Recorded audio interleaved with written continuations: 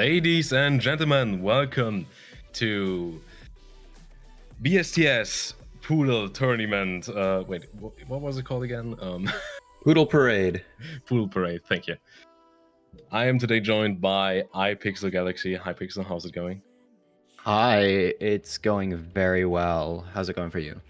Good, good. I'm just pretty much hyped being back in, the casting seat, being back, here for a BSTS tournament. It's been a while. So, yeah, I'm just glad being here again. Hell yeah. So we are gonna have a look at today's. You're gonna be here with me for a few matches. And starting off, we're just gonna go with student athlete against Wookie. They seem to have already gone into picks and bans, which is pretty good. You know where they are? Pixel? I'm looking. Just gonna ping you. Oh, okay. No, they banned Burn. I can't believe this. I cannot believe this. You cannot believe it. You cannot fathom it. No. You gotta know he was looking forward to that one like extremely. So seeing that band is, kind of like not that what you want to have. So yeah, just gonna go over the bans with student banning Perfect and Wookie banning Burn. And the first pick being from student Freaking Out. Okay, that's a pretty solid map. Was you can go into like some knowledge of that one. So Freaking Out is we have ever since Hypersonic Sharks brought in Serotonin by Tom Walker into the Poodle scene, we have been mapping a lot of Tom Walker's maps, and that is one of the maps, and I believe that was mapped by Mad Chase, if I'm not mistaken. I don't remember off the top of my head, and I don't have it pulled up because I'm a derp. Yeah. It was mapped by Mad Chase, so yeah. Yeah, we can. So Tom Walker is great. Good to know. So you're saying it's gonna be a banger? Yeah, it's a banger. Absolutely. I mean, all of these are bangers. Like there's just no question in my mind. Yeah. So, but the choices are great. The Edge has really good lights, so I hope at least one of the players is playing with lights. I think Freaking Out also has pretty good lights. Yeah, Wookie picked the Edge with the Wide Awake being the tiebreaker. So this is gonna be best of. I think best the of Edge three, is also basically. Mad Chase. Yeah, the Edge is also Mad Chase. So both of them are both of the main maps are Mad Chase maps, and then I think our tiebreakers are Rate map. Yeah, first one to 2 points wins. So no, pretty basic. According to Felton, neither of the players are using lights. I'm gonna cry. I cannot believe these players. Man, I mean it's a tournament. You rarely see people playing with lights. That's just not something people usually do. That's fair. I mean, on a lot of Poodle maps, honestly, lights are not a disadvantage. Actually, in my case, I find that lights are helpful in timing in certain cases, but in certain cases, that's that's the point there. In certain cases, and some people just find lights distracting. I personally like lights because after I've stopped playing ranked, lights just became more of a challenge, if you get what I'm saying. Yeah, a little bit. There is a mod out there called I'm Blinded by the Lights. It's made by Kinsey, which lets you have static lights in the headset, but you can have lights visible on the screen. That's fancy. So that's a thing that players should more often integrate, especially if they stream frequently, in my opinion. But I mean, yeah, but kind of a few people that I know just stream for tournaments, so it's kind of something I expected to be the case. And if you know, they're just people that just stream for tournaments and don't really stream actually, like for Yeah. fun. They just enjoy Well, the game by themselves. well, I know Which is pretty Student fair. and Wookie do. Student and Wookie definitely do. I think Student streams a little bit less frequently, Yeah, but but Student and Wookie are, you know, some names that you know in the tournament scene. They are, you know, pretty well known in that sense. So it's gonna be a pretty interesting match to watch. absolutely. I've got them both pulled up here. I'm not sure Exciting. when when they're gonna go into TA. They're currently just, you know, practicing some of the maps they've picked. You know, just, you know, casual stuff. Kind of like Student, you know, having this patch of grass as their platform, so they can always touch grass, which is something I like very much. Because you know, I do be a professional grass toucher. Damn, I could not say the same for myself. I mean, if you you know stop playing the game that much, you know, you start going out more, you touch more grass. So See, that's just, you know, side effects of life. See, now the problem is I quit this game, but I started playing way too much VR chat, so Oh, you know. No, I feel like that's worse. That's worse. I mean, in VR chat, So, you don't really have like exercise or something like that. I mean, you could play Beat Saber in VR chat. But why would you? It's trash. It's honestly It's more not social. good. It's not that bad. Just play multiplayer. Come on. We have good multiplayer now. Yeah, but there's no cute anime girls in multiplayer. I get what you're saying. I get you in that sense, at least. Man. Hi Salad, how's it going? How is chat doing today? I'm hoping well. Yeah. I mean, I'm dying here, but you know, it's fine. It's fine. It's just, you know, the casual German summer. If you get what I'm saying, it's just raining and it's way too hot and humidity is basically through the fucking roof. So yeah, we slightly dying here. Hold on, I gotta respond to Newt here. Hi, Hungry, I'm Pixel. Anyway, I'm doing pretty good myself today, Tarantrola. Man. But it looks like they are about to, you know, go into TA. We're seeing a little bit of student. I'm seeing student practicing the edge. Okay. And he did miss in practice. Let's hope that does not happen in the misses are going to be very interesting because like in a normal tournament a miss could be very detrimental, but here like it's not unlikely to see a miss from both players. True. I mean, it's going to be interesting how that's going to scale. I mean, I've seen, you know, Poodles in tournaments quite a few times now, and it's, you know, always something fresh. Especially if you have them in quote-unquote regular tournaments. They just, you know, kind of freshen stuff up a bit. I like that I'm seeing both players practicing their picks right now. Okay. That's you reckon this is gonna go to tiebreaker? It could. Honestly, the fact that they picked the specific maps, they probably like the specific maps. So I would assume so. Could be.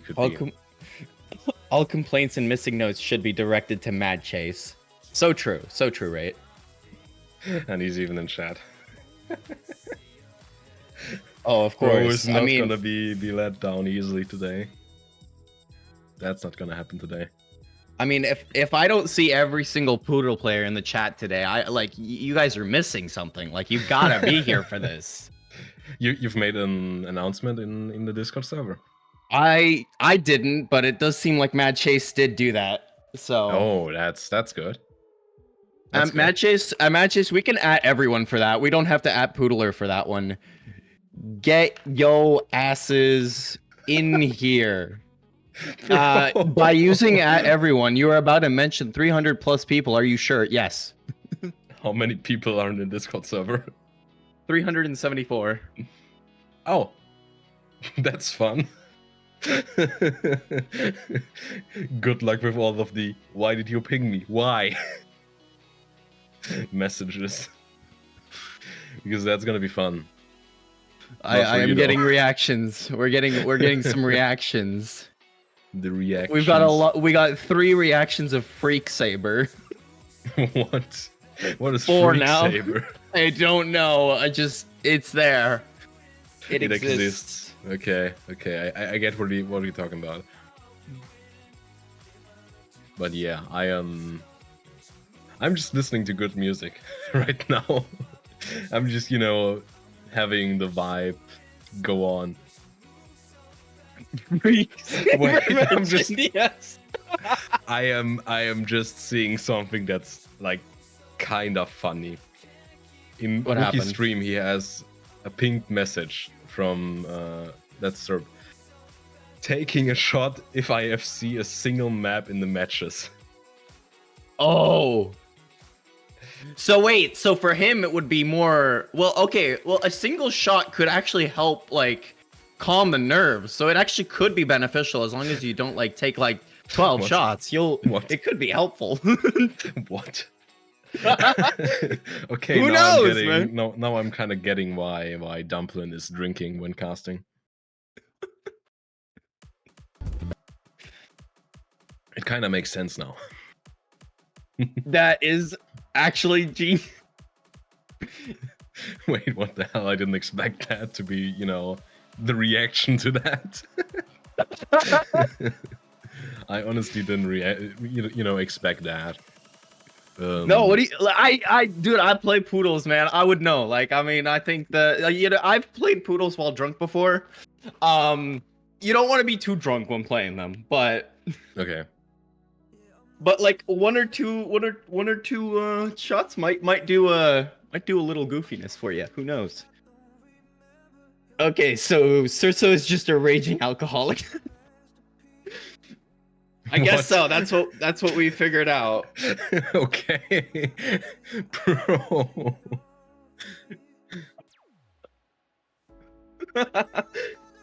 Okay, but as you can see in the overlay, one match has already concluded. Match 3, Leon Sims against Uni, with Leon taking this 3-0.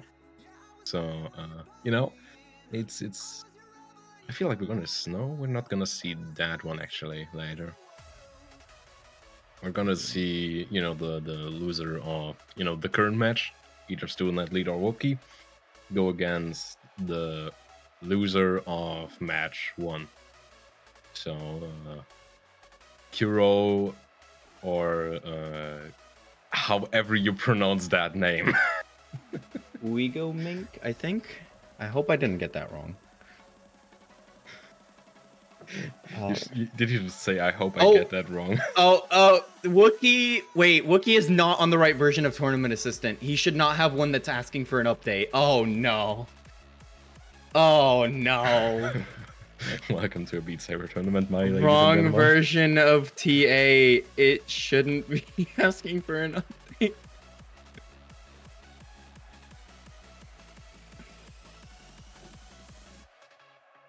Not good, not good. That's happening. That's the usual stuff that happens. Yeah. Someone not updating. But that should be it on that end. Somebody needs to get. Wookie has already restarted their game, so should be fine. Well, he's restarted his game, but the thing is, he's on a beta version of Tournament Assistant that isn't gonna work for this tourney. Okay. So hold on, let me see if I can Yeah. find him the link for the current one. It was told to all players, but maybe he didn't quite read that. Happens. Hmm. All right, let's see. Why is Let's this the have a time look. everyone chooses to DM me? You know, there's a reason I set myself to do not disturb every time I cast. That's always the stuff that happens. I mean, I haven't gotten any pings. Oh, there's a ping. Hi, Matthew. Matthew just DM'd me. Hi, Matthew. Okay, I honestly, I expect. You know what? I should have expected nothing less when I said, "Why is it that?" Okay, chat. I guess you get one free iPixel Galaxy DM right now. What?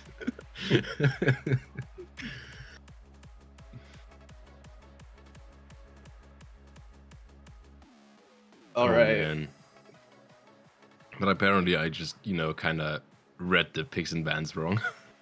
Yo, honestly, I'm honored. I'm honored. I just got a search so DM. This is great. This is amazing. Okay, but we have overlay. They are both soon to be in TA. Yeah, I mean Wookie. I have DM'd Wookie the link for TA. I don't know if other people have been doing that, but I did DM him. So if somebody else didn't do it, he should definitely have the right one downloading now. Yeah, hopefully.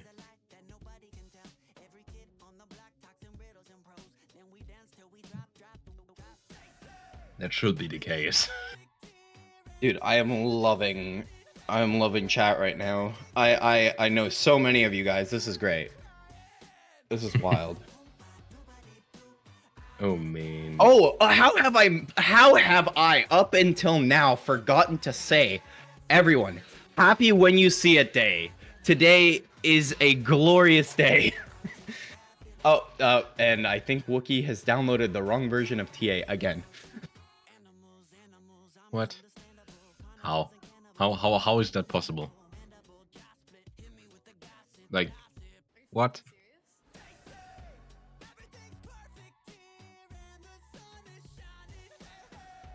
What? Oh no. It's worse than we expected. It's my best guess as to how this is happening. He downloaded the same one. So there was during qualifiers, there was a test version of TA that Moon was having people test his updating functionality that is not implemented in the version of TA that we are using today. So if you saw Wookie's stream, it said update TA. He is using the beta one. Yeah. So. But it seems like we are changing to TA for this one because it's probably gonna be a bit quicker. And TA usually works. Oh, you mean multiplayer plus? Yeah, bro. I was so confused. Okay, You said okay, the same. no. You said the same thing. No, I said the same thing, but I meant the different thing. Okay. Okay, apparently mean, game version issue. But yeah, we should be going into multiplayer. Wait, what game plus. versions are players playing on? Do we know? At this point I'm clueless. I am. Hold on, I'm just gonna do a little bit of research. I'm gonna check. Okay, Wookie is playing on 134.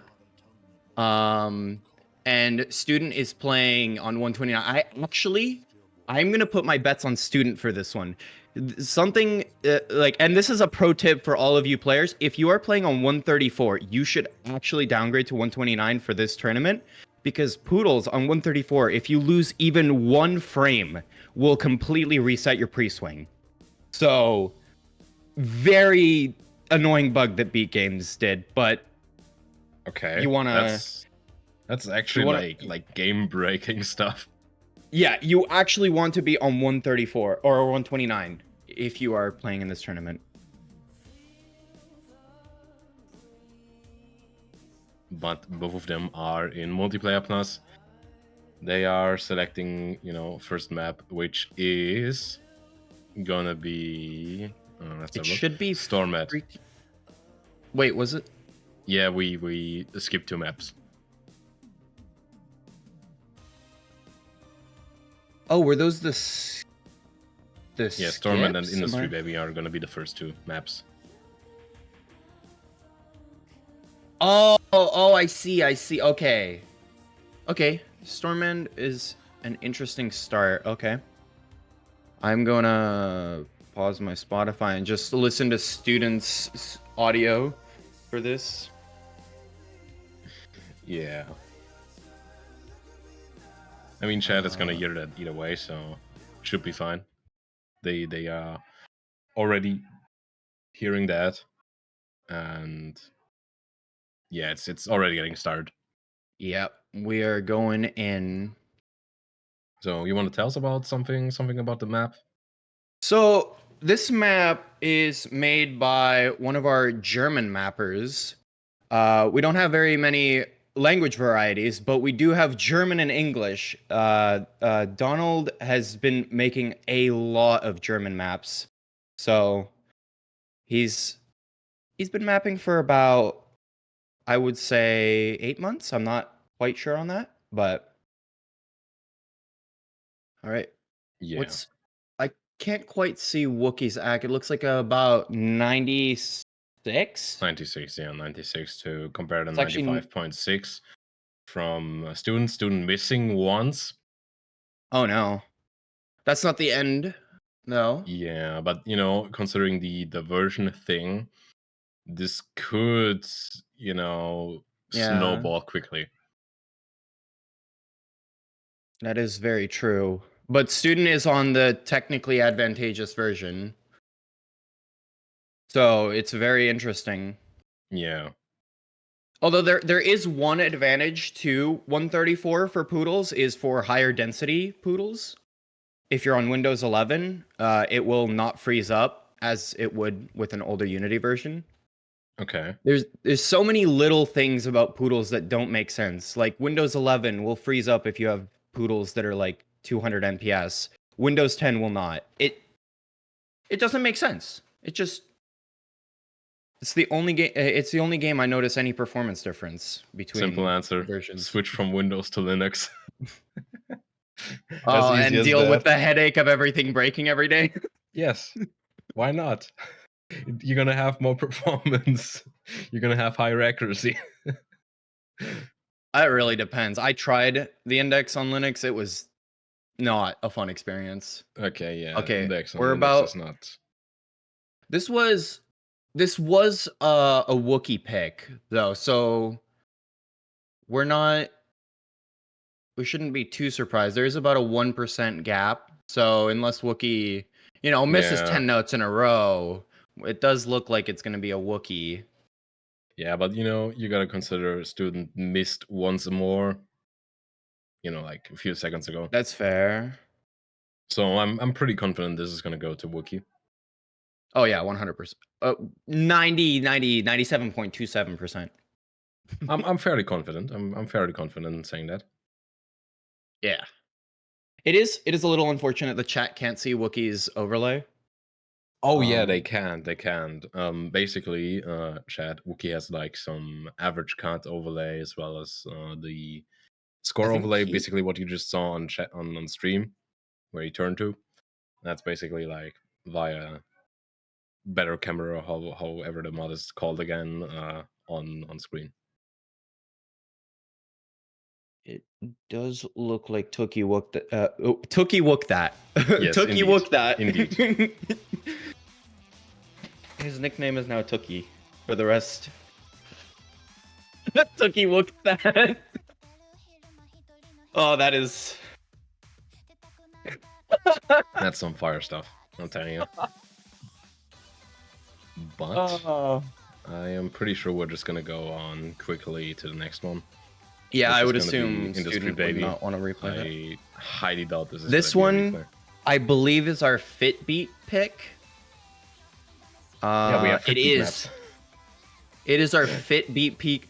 I actually, I don't know if it's worth mentioning or talking about, but this is one of the maps that I personally really enjoyed playing. It's I somehow pulled out a stupidly cracked score on it as well. Yeah, I But see that. Number one. Number one score with 96.9. nice. But yeah, I'm excited to see how these players fare with a little bit of crouch walls. No, no student, you got tooked on that. Oh man. The shenanigans. Yeah, it's Fitbit time. It's time to actually work out. Imagine working out in Beat Saber. For real. What's going on? Tookie Wook. Okay, this is now your life. Have fun. Have fun with that.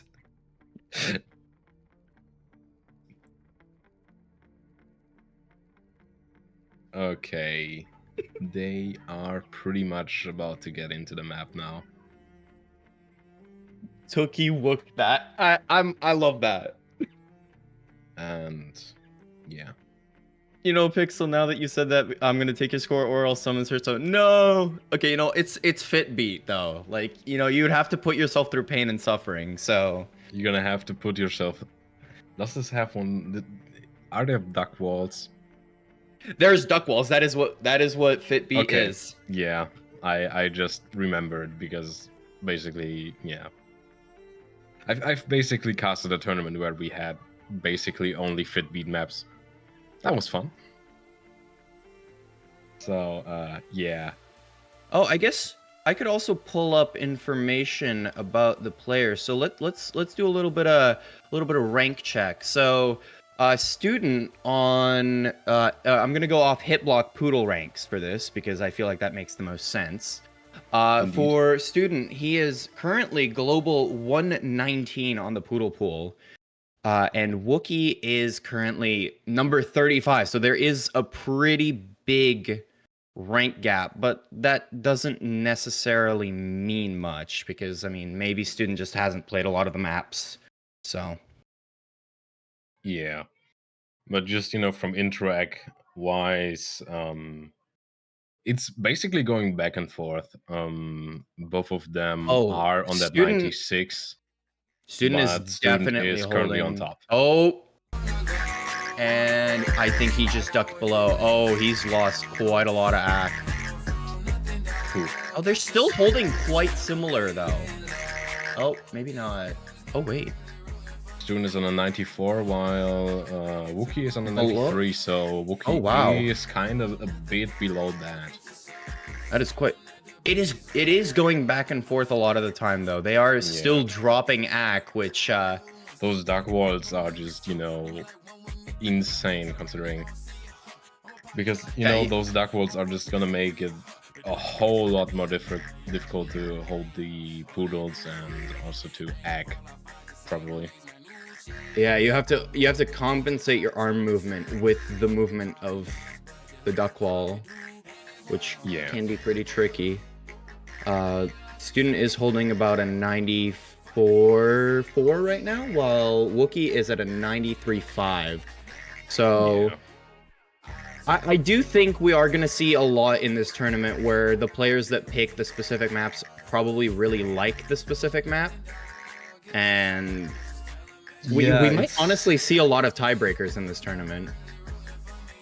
I'm not sure. I mean, in this first round of matches, apparently we had two people dropped out apparently, which is interesting. Considering that we actually had backup people, if I remember right. But yeah, happens, I guess. Yeah, one of the people that dropped out that I'm sad that dropped out was Klondike. I really would have loved to see him play in this tournament. Okay, but that was before actually the bracket was Yeah, set up and stuff. yeah.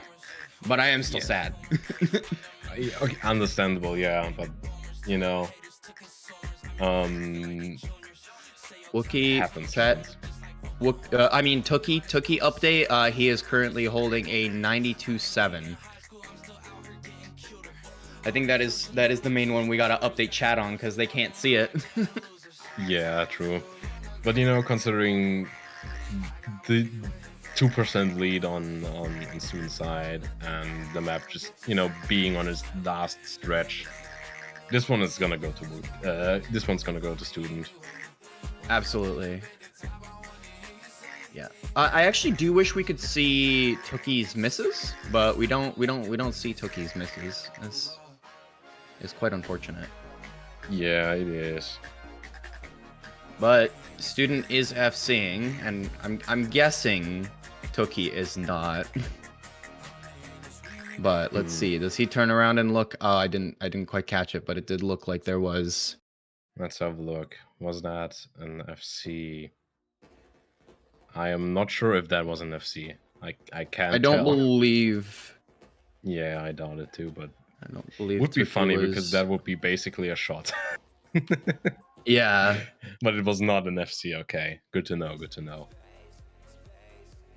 So yeah, I highly doubt this is going to be a replay.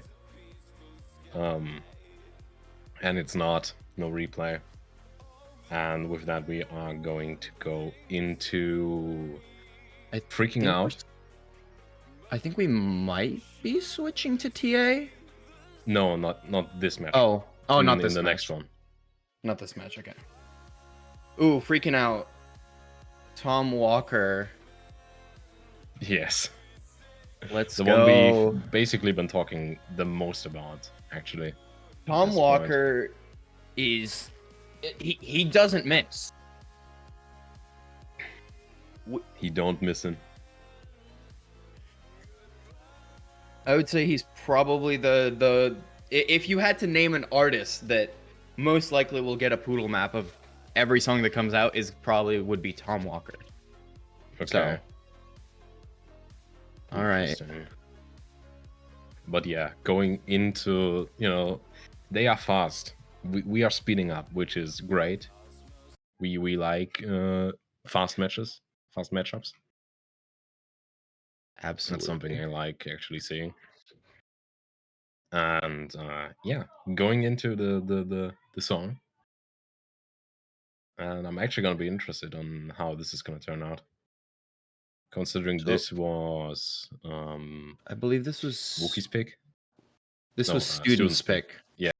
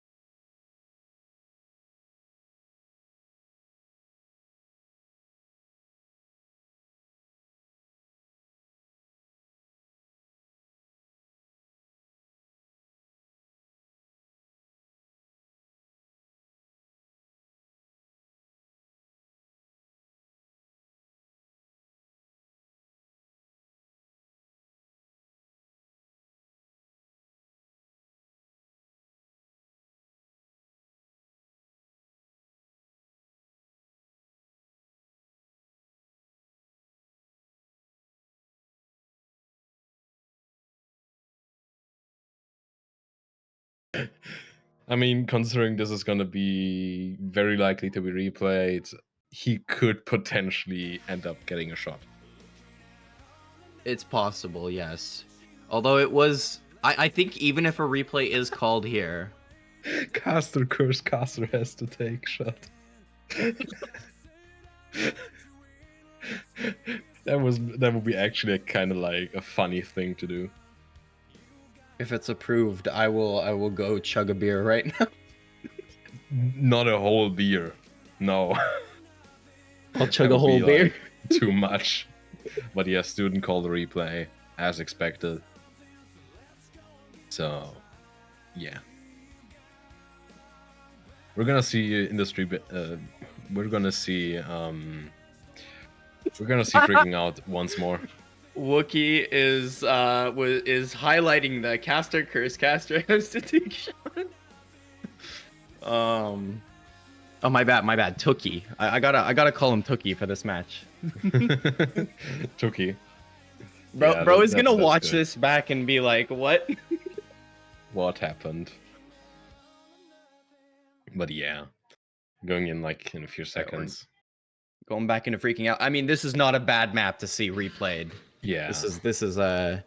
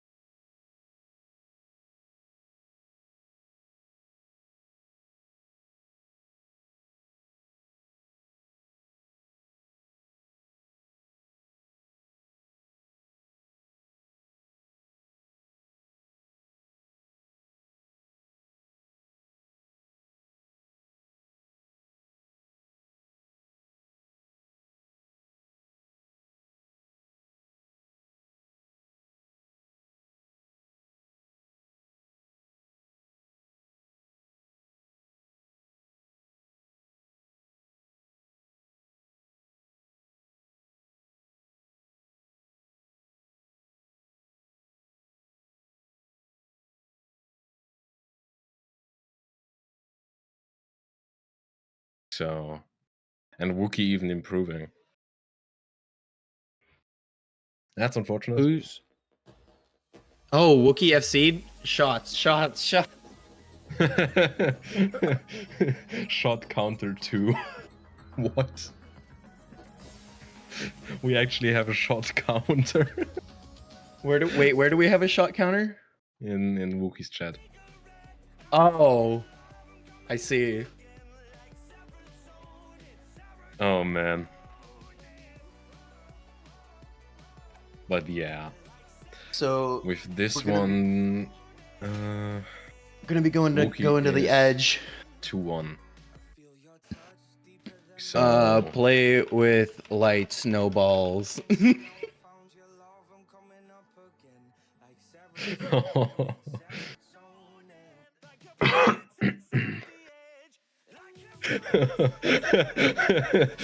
Is he actually? Let's go. They are actually turning on lights. It's on. It's on. Let's go. I hope it overrides the environment properly. I don't know if it will, but if Oh it doesn't, yeah. oh, it didn't invite. I don't think it overrode the environment properly. But you know what? We'll see some lights. We'll see some. We'll see some movement. You're gonna see lightning. Wait, Lightning McQueen.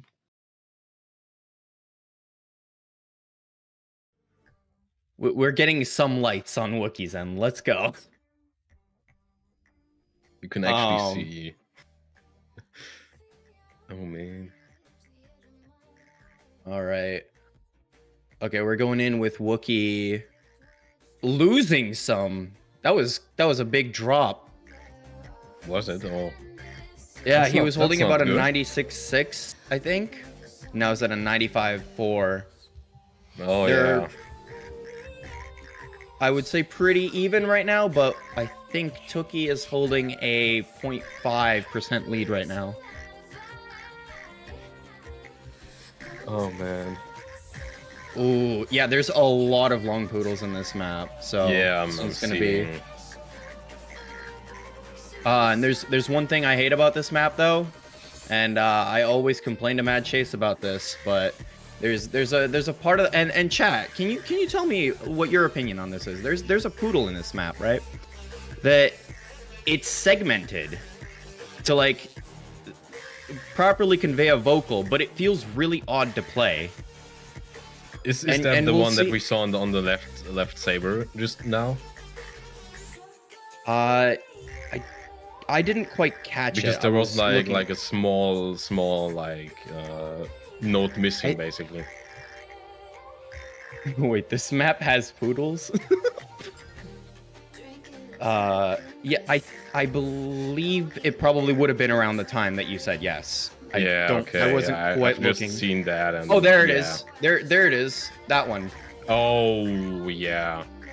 Okay, that's gonna cause some confusion. I personally complain about that.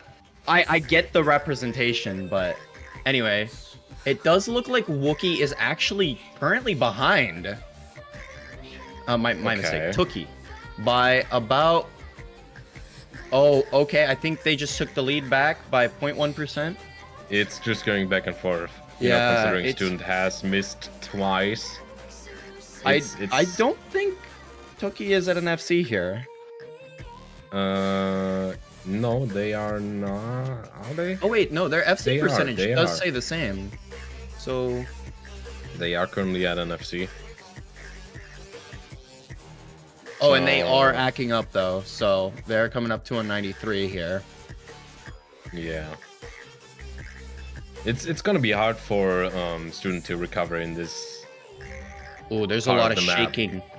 Yeah, there's a lot of shaking. Not that in those much. wrists. It's 10 seconds of the map. Not sure if that's gonna be enough to act up to, you know, the needed accuracy. No, it's not gonna be.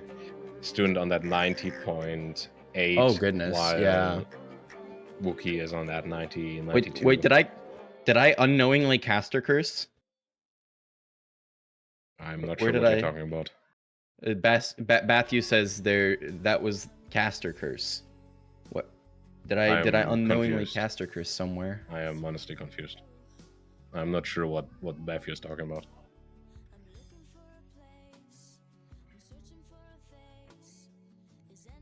But yeah.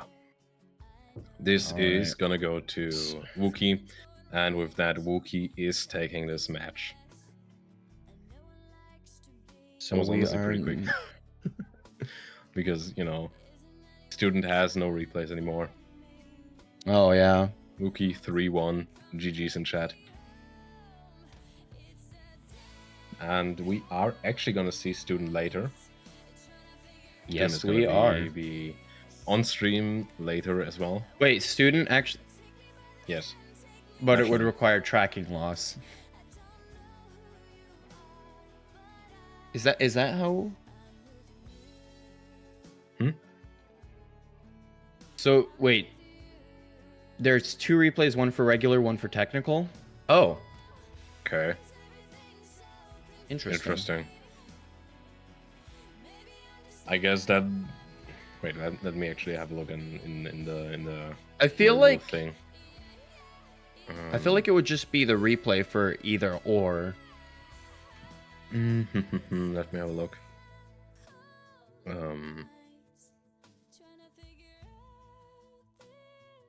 I'm actually gonna have a look in the rules now because this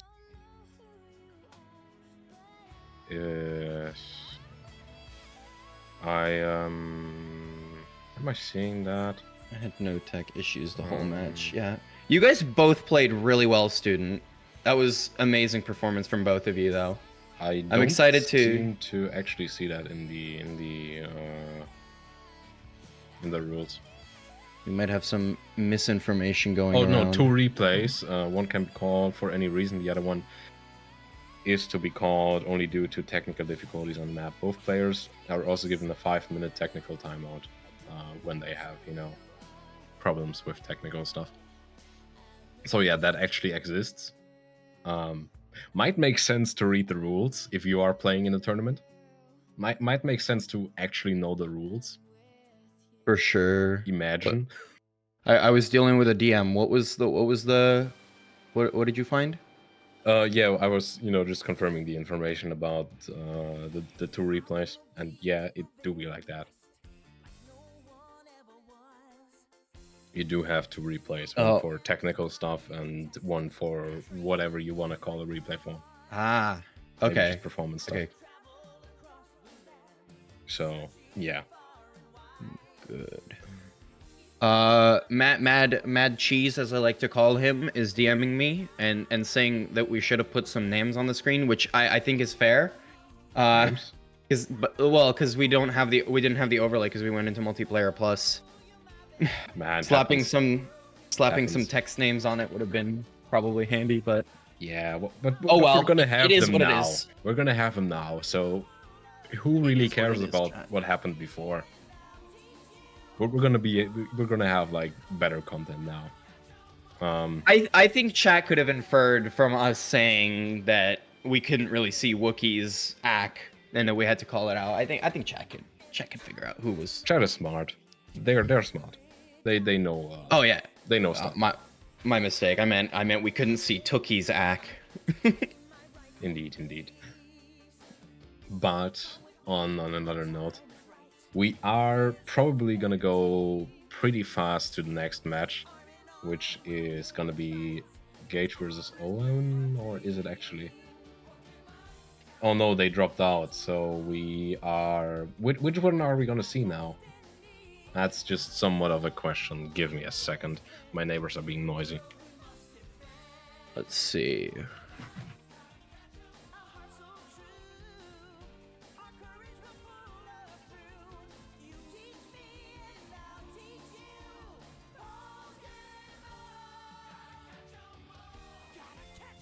Okay. Fix that problem. And awesome. So wait, how are we gonna? I mean, kind of depends what we are gonna do now. It's kind of up to stream host to decide that, or admin. Because originally we were supposed to see Gage against Owen, right? But due to Gage pulling out or not being able to come to the matchup, we are not going to be able to see that match. Right. And this is going to be basically two options at this point.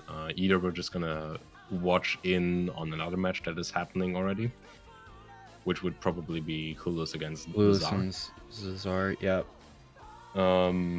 Which is basically currently in picks and bans, and is already. Let me have a look at the pool and stuff, which is still in the winners round. So yeah. And we are actually gonna be watching Clueless against the Czar on stream. So All right. I guess So apparently that would be. everything I said is gonna be happening, and Well, luckily, I have my stuff prepared just for that. I just got my tabs ready. oh yeah, that's important. Just one click, and it's. Do you need the links? No, I got clueless, and Okay. I mean you can send them. It's gonna make stuff easier if you have them that quickly. What? I mean if you want to send them, that's gonna make stuff easier on my end. Yeah. Let me. I'll just send that in casters only. So that's Yeah, the perfect. czar, and that is clueless. Clueless, my German mate. It does look like both players are already live. We're Yeah, gonna I end mean up they are seeing. already in picks and bans, deeply in there. Um, we're actually gonna see the overlay for the first time, so chat can Ooh, be excited for that. We're gonna chat. actually see Drum roll. overlays, Drum roll, please. and both of them seem to be getting into TA already, which is good. Hopefully, Hopefully both our players have functional TA. definitely they definitely. Oh, Czar is on 134.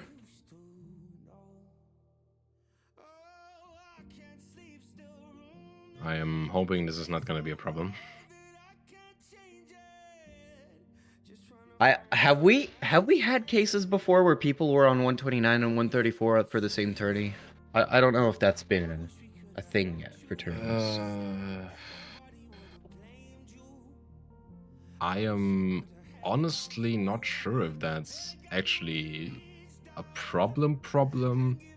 World Cup? Oh, Could interesting. be World Cup, but World Cup has like a ton of custom stuff.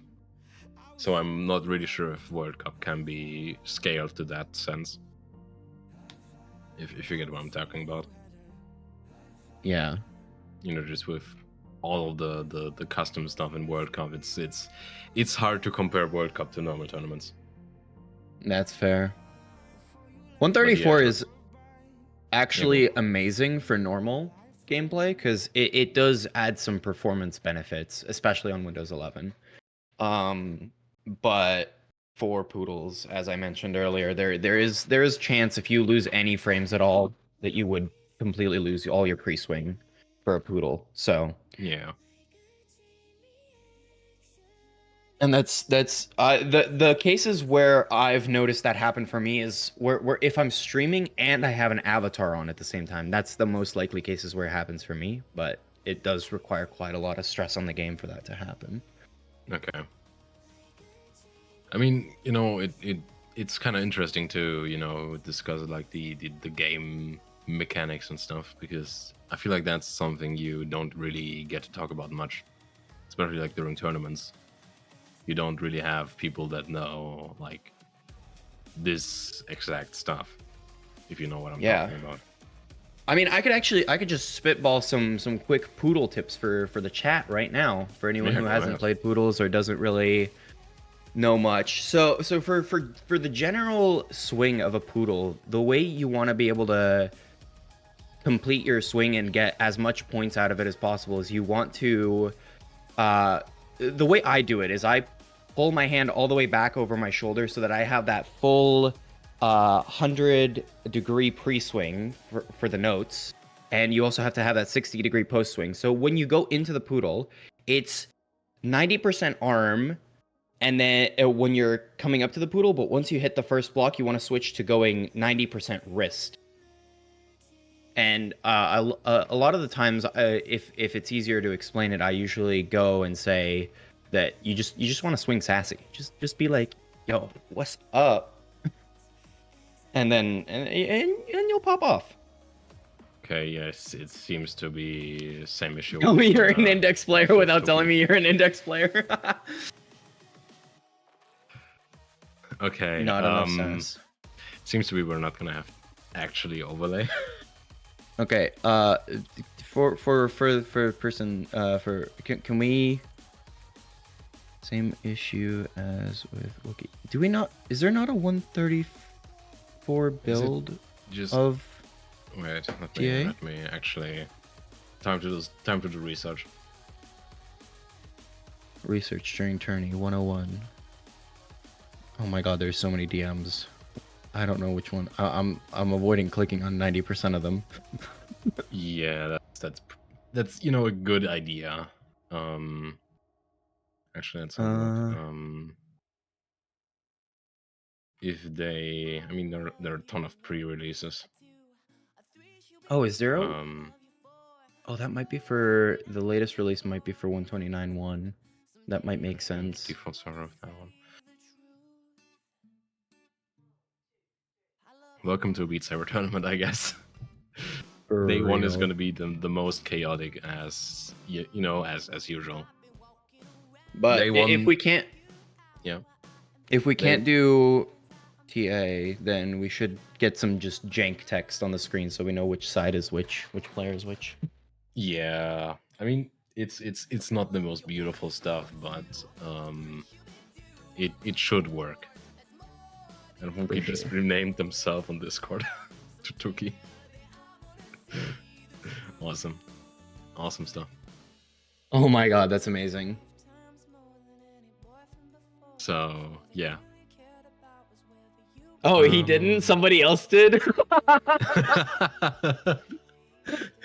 That's funny. That's amazing. You gotta keep it that way. Yeah, it's beautiful. It's too late. This is now your life. My apologies, Tookie, but And you don't make thanks the for rules raid, here. DP. Welcome, Raiders. How are you doing, DP? All right. Technical difficulties. We love them. I mean, probably pretty well. Sweeping Lucas. Good. Match was fun. Amazing. 3-0. This is it's pretty good. It's, you know, just normal tournament stuff, normal day one stuff that happens. Just basically sweeps all over. So yeah. We should use the entire tech replay on the stream. That would be an actual good idea. Like, for real. If you get what I'm talking about. Okay. That's actually... I'm just gonna get some inside information on what's going on in VC there. I have gotten confirmation. Wookie has changed their name on Steam and Scoresaber to Tookie. What?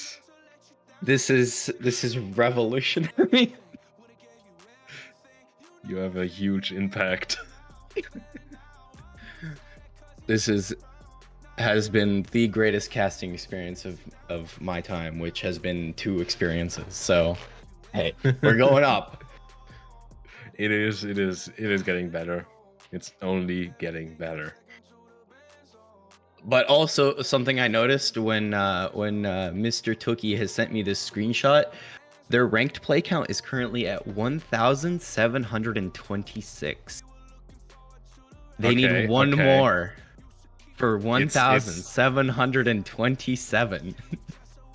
It is 727 day. 727 day. Not gonna touch ranked ever. Oh Man. But you could get 1,727 on when you see it day. That just... And then never touch ranked again. That. I mean, it doesn't it doesn't really need to be a good score though. You're gonna set 2 scores? No! But fair, valid. Nice. 728. I avoid ranked. I prefer to play fun maps instead. True. And what more fun can you have other than playing Poodles? I'm just saying. It seems like we are actually getting picks and bans now in. We've started picking Industry Baby. Once more, we're gonna see that map. Okay, and so we're starting off with Fitbeat, getting everyone tired right off the bat, but that's probably the play. And Clueless picking Stormet again. Okay. Are we gonna get to see Burn? And if we do, can we see some lights? Clueless bands, fucking Bands. perfect. Perfect. Perfect. Perfect. What I there don't is think we've perfect. seen. I don't think we've seen that map yet either. No, No. and Burns is not gonna be seen, so we are actually gonna see a reenactment of the previous match. At least map-wise. Yeah, I think so. Yeah, that's just a different order. Yeah, Man, different people order, really different, don't like sides. Burn, huh? Why? Do they not? Oh, well, I mean, see, one of my favorite things in Burn is there's this duck wall for the long drawn out vocal at the drop of the song. And it's like a spiral duck wall where you have to duck on one end and come out on the other side. And it's just, I feel like it's one of the most fun duck walls I've ever played. So if people are banning it for that duck wall, I'm sad. Okay, but we have now every pick and ban ready, and Clueless picking after that Awake, and Sar picking the Edge, which makes freaking out the tiebreaker. Okay, so we're getting a different, we're getting a little bit of a different play out here. A little. Gonna get to see Wide Awake. That's new. That's new, yeah. Okay, and it looks like we might be doing this in Tournament Assistant this time around, so we Yes, should we maybe are have in overlay. TA. Just gonna wait on SAR to actually change their stream. Yeah, because it's SARS on just a BRB. BRB. And our host is actually gonna like communicate that probably. Or you're just gonna do that. Okay. There we go. Now we got it, screen. Now we got it. Yes, we do. Both of our players have a very interesting environment going on here. They do. They do. So maybe the cool environment means they're playing with lights. Maybe. Chat. Maybe. We can hope. I mean, the first one hope. is gonna be interesting. In this. God damn it! I can't talk. Are we already getting to that point of the casting evening of me not being able to talk? Because that's a normal thing that happens from time to time. I mean, I failed to talk earlier. I mean, I said Tookie Wook I failed first, so you're good. Yeah. I failed so fabulously. It's amazing. Can we pin this somewhere? True.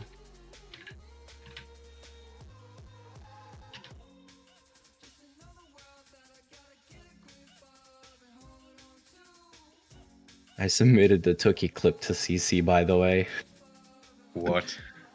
Oh, goodness. Not me. I'm just reading chat. Okay. Burn got picked in your match. Man, we got the matches that people are banning Burn. Chat. Ban these players. Okay, but we should be getting into, matches. I mean, as long as we can actually go into matches. As long as we're allowed to. If you get my drift.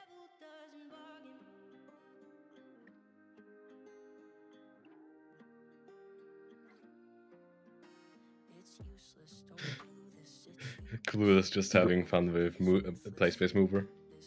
Yeah, can we get the players' screens on the stream? Soon. Should be pretty soon. I'd love chat to see the environments I was talking about. They're gonna see the environments pretty soon. I'm certain in that sense. True. So yeah, should be fine. Okay, so it looks like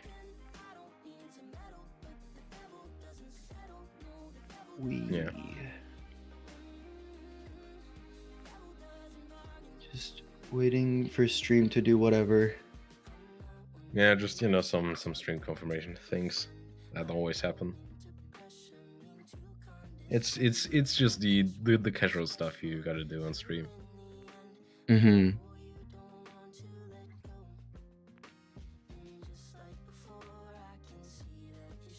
Oh man.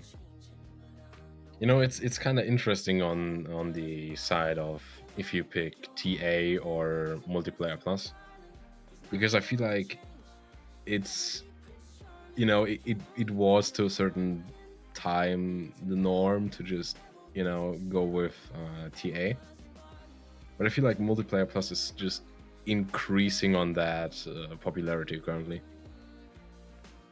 I mean, it's good that we have alternatives. I feel like regardless of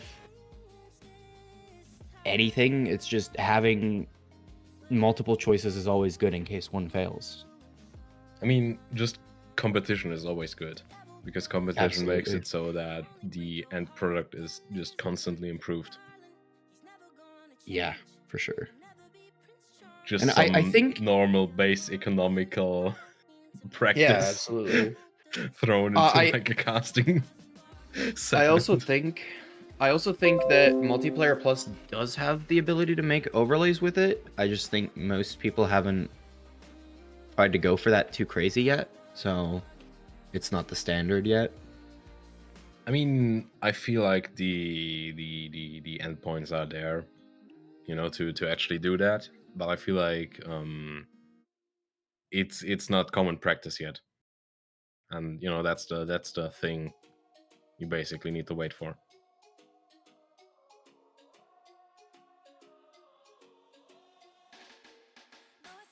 But you know, we should be getting ready any minute.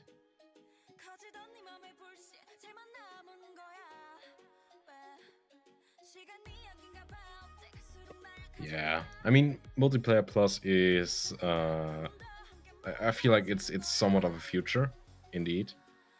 Um, because I feel like it's just a lot easier to get into. It's a lot easier to set up and stuff.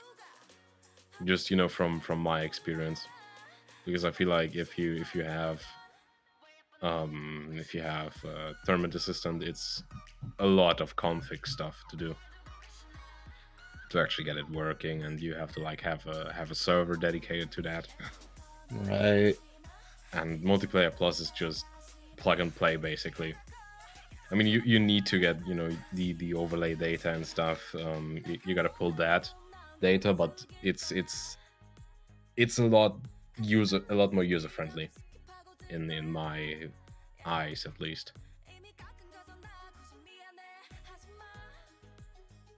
So yeah, seems like we are getting ready. We are gonna be able to move on now. We should be switching soon to players. Seems like everything is working. Seems like everything is there. So we should be, you know, getting into that any second now. Absolutely. I am just checking on some of the other matches because I'm very curious what's going on over there. Yeah, just tell us a bit about that actually, because that's gonna be, Uh, you know, something most people in chat don't really know about. Because, you know, if you know multiple matches are happening, this is day one. We don't have basically every match is not every match is getting streamed. We don't have that, you know, capacity, that amount of time. This is not going to be like football or stuff where or football EM where every match is getting streamed, or World Cup. right. I mean, you I'm would just need to like have 4 weekends for the tournament to be for you know, every match to be streamed on this tournament. You would need to have like 4 weekends, if I which had it my is way, it would be like that. But alas, nah, that's just a bit too much work for, you know, this is basically just, you know, the World Cup intermission tournament, because yeah. you know World Cup is currently on intermission, so we have this opportunity to have this tournament during the World Cup break. Yeah, that makes Which sense. makes sense. Tournaments are, especially during the summertime, are something that is happening every weekend, basically. Right. But towards winter, it cools off. I'm just gonna say that. So, we've got just some up. Oh, we got the map pool on the screen. Oh man, yeah. We You're just gonna see have like, map I'm not stuff. sure if you're gonna see picks and bans getting like visualized on there. But yeah, just some casual stuff.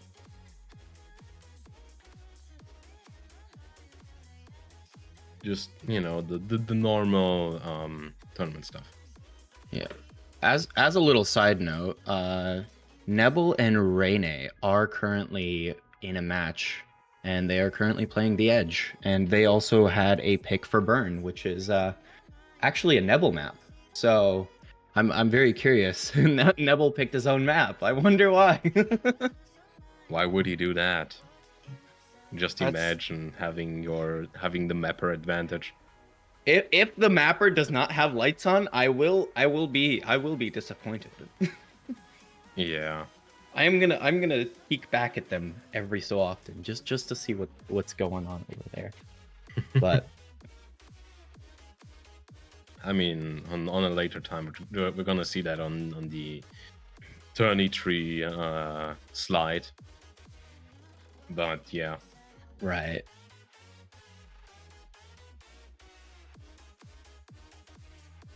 That the loser match from you and Queeg. Did what happened with the?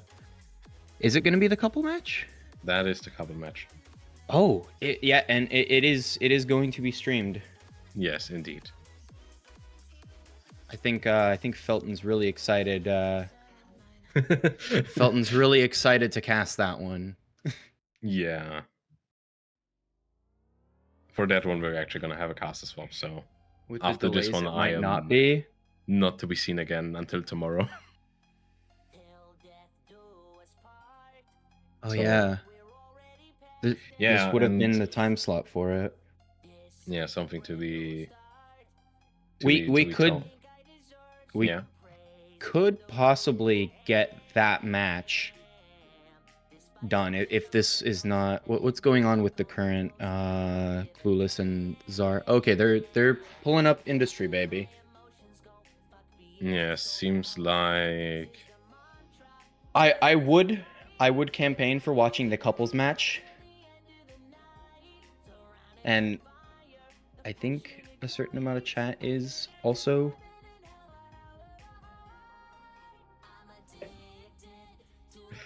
Oh man, chat just wants to see the couples match. They want to switch. Are we able to? I'm not sure. Are we able to it's switch? basically everything configured, and we are probably just gonna see the current one, and not sure if we are actually gonna be able to be.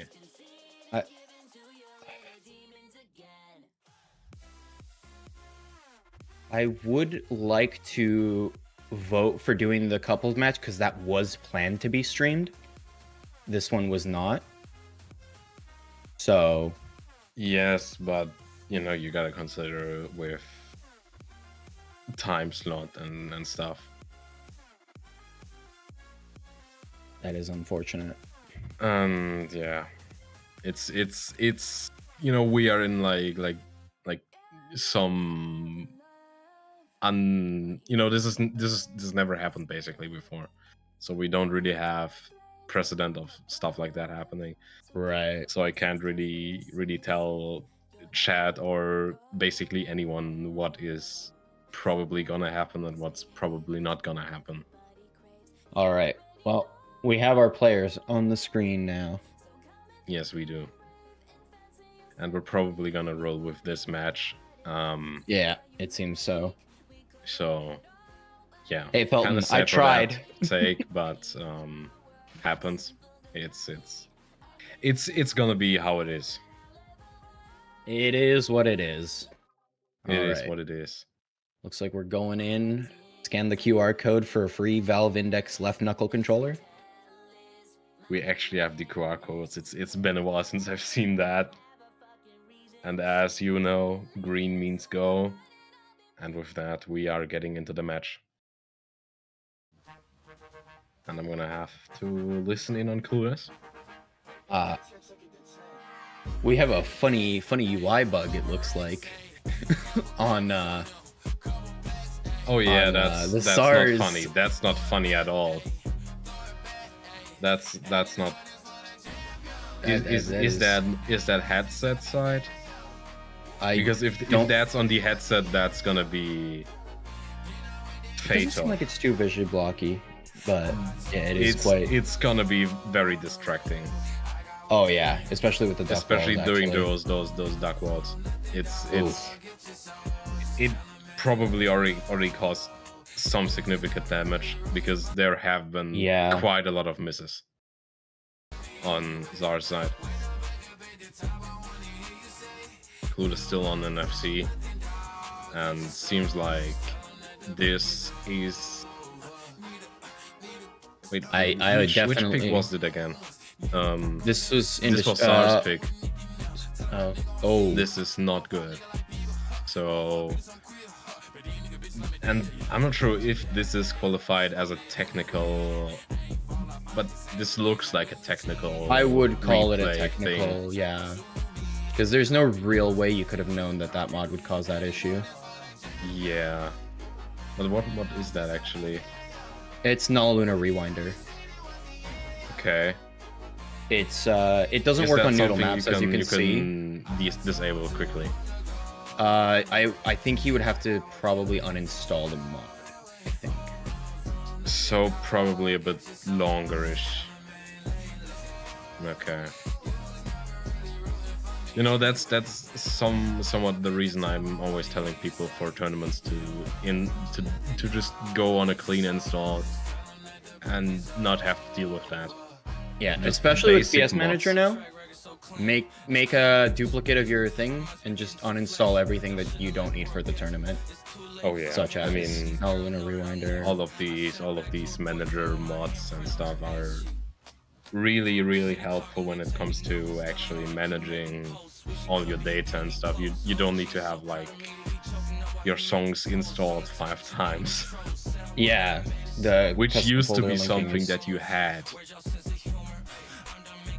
You just basically have like 8,000 songs or something like that installed, and you know that's a lot of data. That's a lot of stuff you have on your hard drive. But Clueless is on a 1 miss. I don't actually think we have a 3 miss from the SAR. Oh, 2 miss on Clueless. I caster curse. Real. Why would you do that? We had to even it up a little bit, I mean, considering this is probably gonna be replay territory, yeah. I would assume so. If not, this is gonna go to Clueless clearly.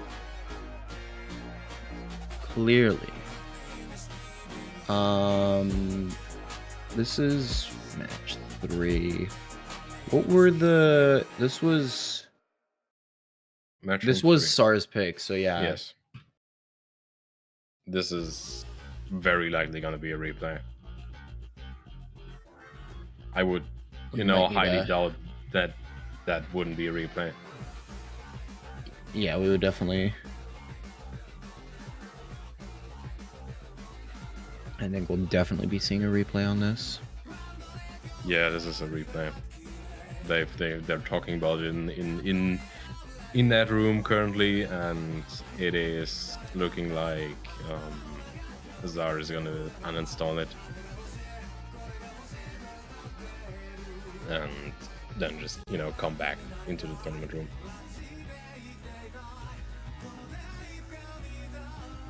So while we are gonna wait on that, I am gonna update you on the couples match. They do have picks and bans ready. They have picked the edge. Like Quio has picked the edge. Student picked Industry Baby. Student banned fucking perfect, and Quio banned Stormit. And student picked Burn, while Quio picked Wide Awake, and the tiebreaker being freaking out. And currently, it seems like they are in They're match playing one the edge, in the edge. and neither of them have lights on. So I am once again saddened. But what can you expect from a tournament? Yeah. So we do have we might end up swapping over. maybe. Maybe chat. That's why I There is didn't want hope. to talk about it yet, because I just don't want to like get people and make false expectations and stuff. Well, saying maybe is enough to not set false. I feel like. Yeah, maybe, but I mean, if it's gonna be changed, I am gonna be replaced real quickly. And okay, guys, we are gonna swap. We are gonna see the couples match. And on that note, I would like to, welcome the no caster, Felton. You may come in. And I am gonna take my leave now. You guys have a fantastic night, and yeah, bye bye. I'm gonna head out. Bye. Have a great. It was fun. Bye. It was fun casting with you. Yeah, it was an honor being back. It's great being back casting. So I am hoping I'm gonna be back here next weekend. So good weekend. I Bye, hope to guys. see you. All right. Have a good one. All right, well, hello, everybody. I'm C. Felton02. Most of you probably don't know me. I am another fellow top Poodle player along with Pixel.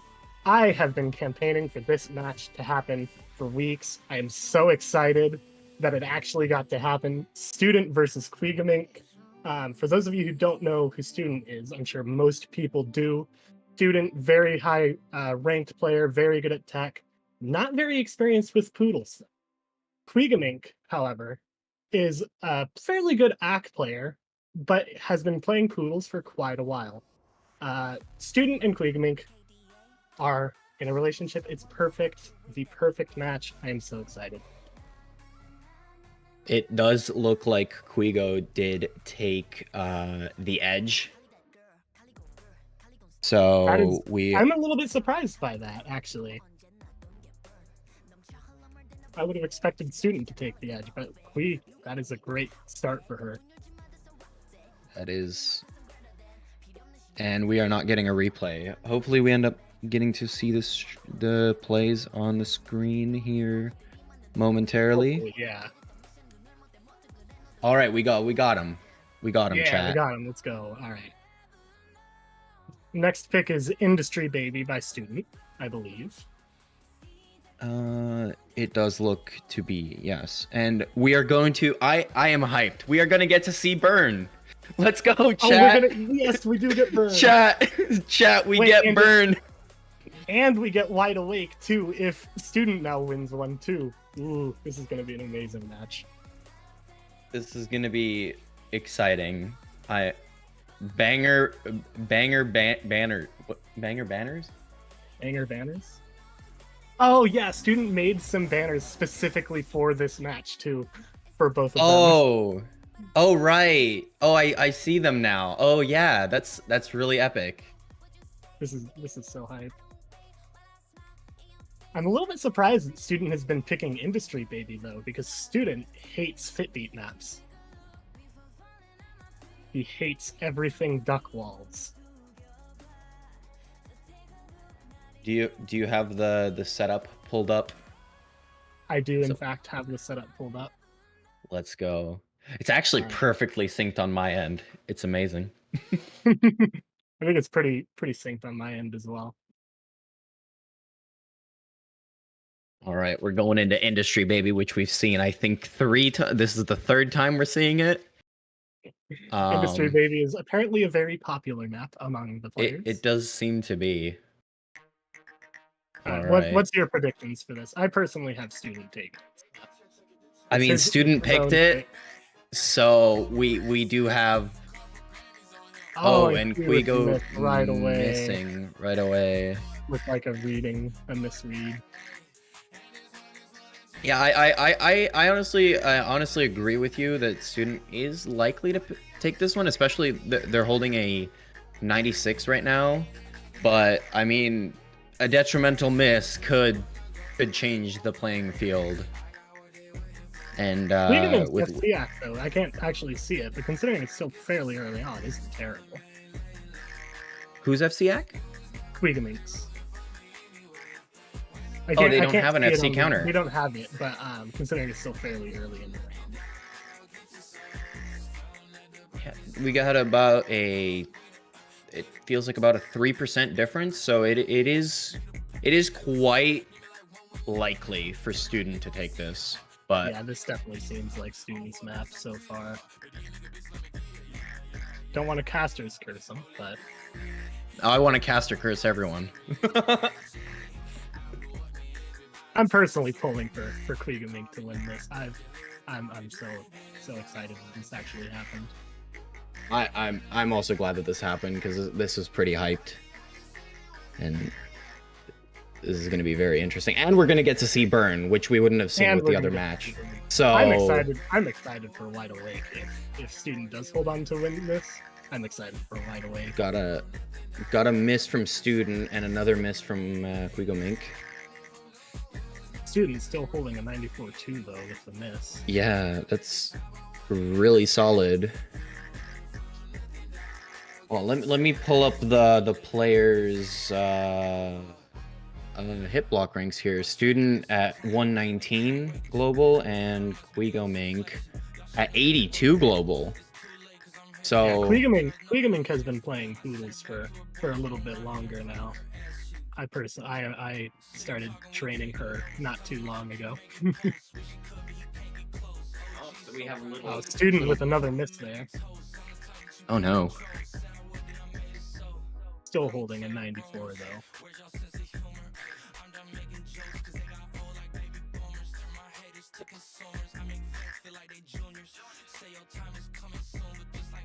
But yeah, it looks like Student's probably gonna hold on.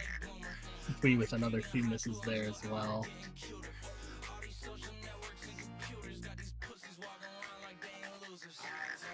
Give me just a sec. Keep chat entertained. I gotta swap my headphones. It seems like one thing I saw earlier, Student seems to have a lot of trouble in the beginning of the Poodles. He doesn't quite start really curving his wrist until about the middle of the Poodle. So most of the underswing, I think, from Student actually occurs in the very first part of the Poodle, which is not usually what happens, especially on these longer maps. Usually you start to lose the full swing towards the end. But yeah, map's just about over now. Student's still holding basically a 94. Please down to me. See, I think that's a little over a 91.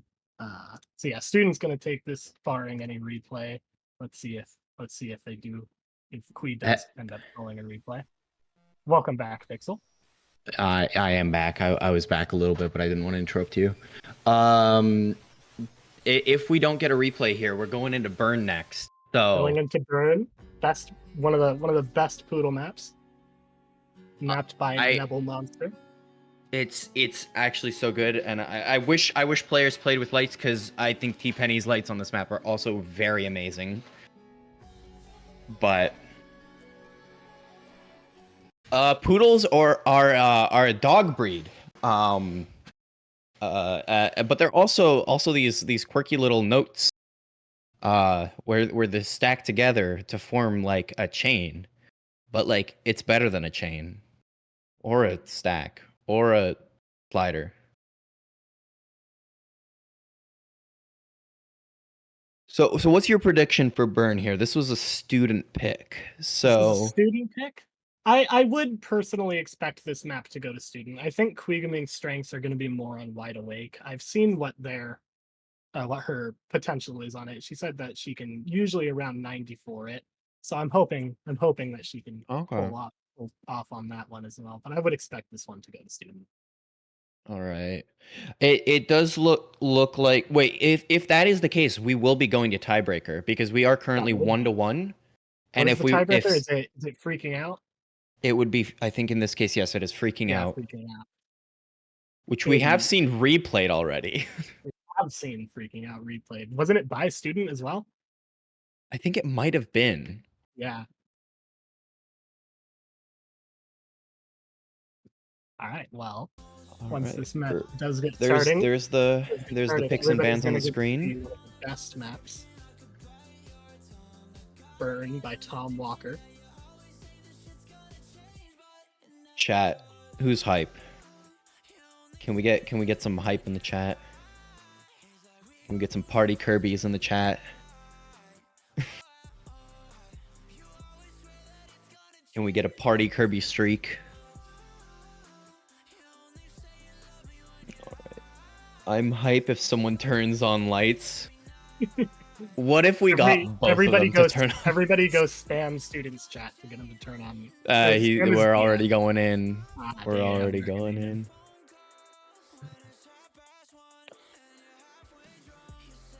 Oh yeah, the names on the overlay are backwards. I think. I don't. We'll have to see. I have. They're the same way on my end.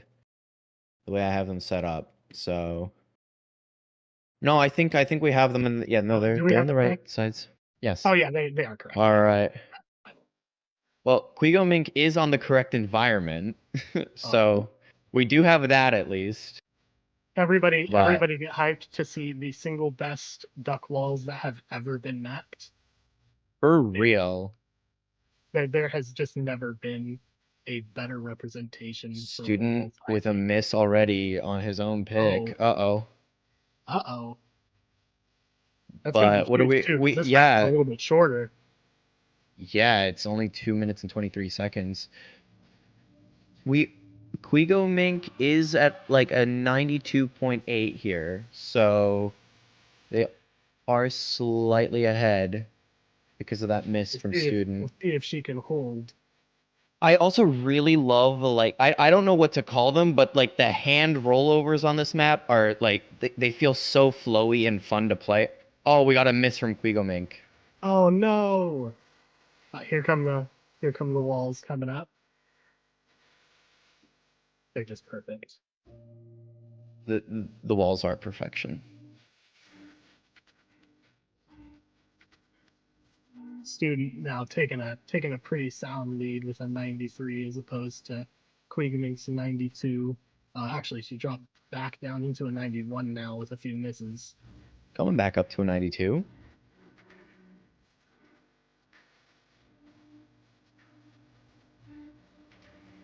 Student. So yeah. Acting everything else just a little bit better.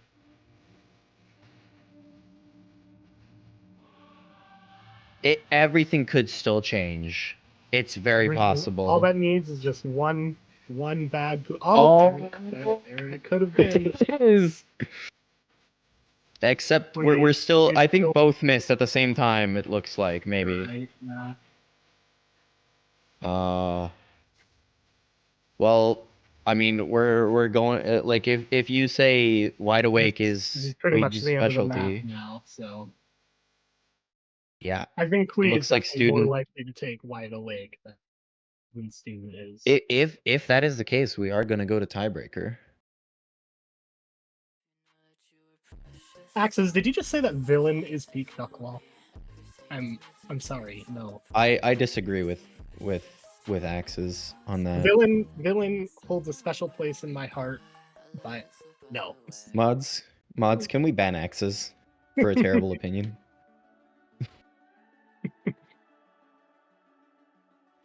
Now, assuming there is no replay called, then we are going to move into Wide Awake, which Wide Awake is personally probably my favorite Poodle. I just love pretty much everything about it. The song is amazing.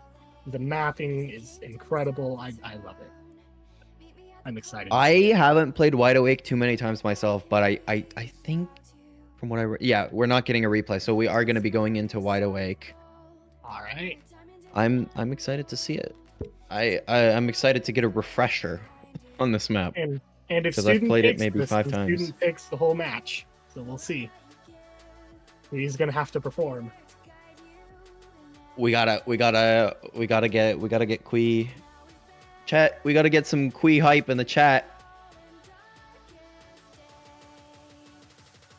Chat, wait, why are we not doing predictions by that? Wait, do we not? Oh, we don't have predictions, I don't think. That's not, we don't have channel points in this chat. I can't tell if you're cutting out Pixel or if it's me cutting out. Chat, am I cutting out?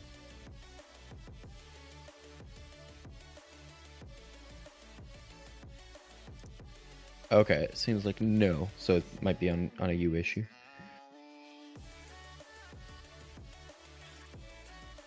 Oh, am I back? I think my Wi-Fi might have sucked for a minute, but I think I'm back. Chat, imagine using Wi-Fi. Look, I'm back at home from university. I don't have access to that sweet gigabit Ethernet anymore. Average Felton skill issue. I'm even missing during casting. How could this happen? Felton, I'd like to hear your opinion on the, like, I saw it in chat, but I'd like to hear in person your opinion on the Tookie, On the the Tookie Tookie? nickname. Well, Tookie Wook the map. The match. It's got to happen. Yeah, that's They will exactly forever what did be known as happen. They did change their name on Score Saber, so there is that. Hold on, I wanna double check it myself. I should be able to pull it up here. Oh wait, was it a scam? Was it? Oh, it might have been a scam. I think I've been scammed. Unless they did it for a second, but it does look like it's back to normal. If it was changed, might have been HTML edit though. I cannot believe the HTML editing that has happened, chat.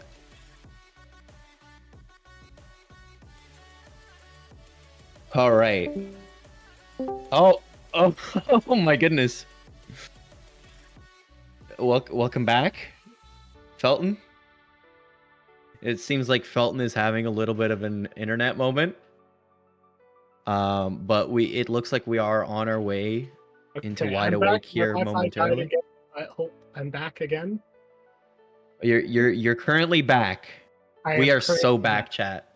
We are so chat, back. We have Wide Awake on the screen. Just in time for the best Poodle map in existence, courtesy of Rate Gyro, one of the best mappers. Gotta give them a shout out here. You know, I would argue on the best Poodle map, and I think you know which map I would go for. One of. Okay. Oh. Uh-oh. Oh, Queegamink with the perfect environment for it.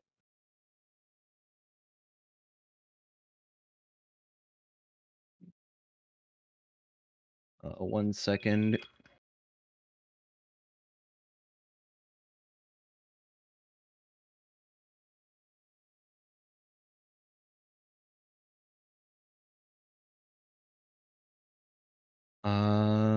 Let's see.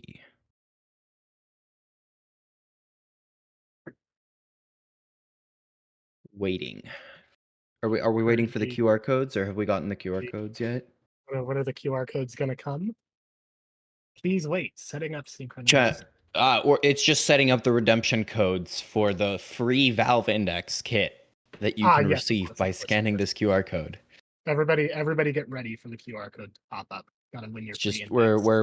we're just waiting on confirmation from Valve, from Gaben himself. Can we get some waiting from every single person in the chat here?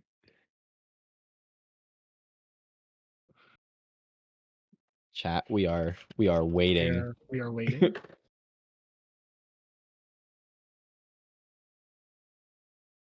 Oh, it seems like still Stream waiting. Sync is broken. Quite possibly. So we are... Uh-oh. Uh-oh.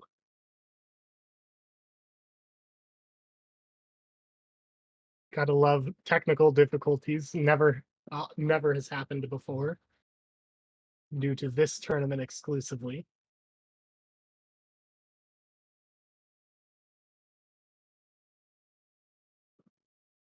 Sounds like Tournament Assistant UI broke. So that is quite unfortunate. First, my Wi-Fi issues, then Stream Sync just deciding to completely die. Let's see if that...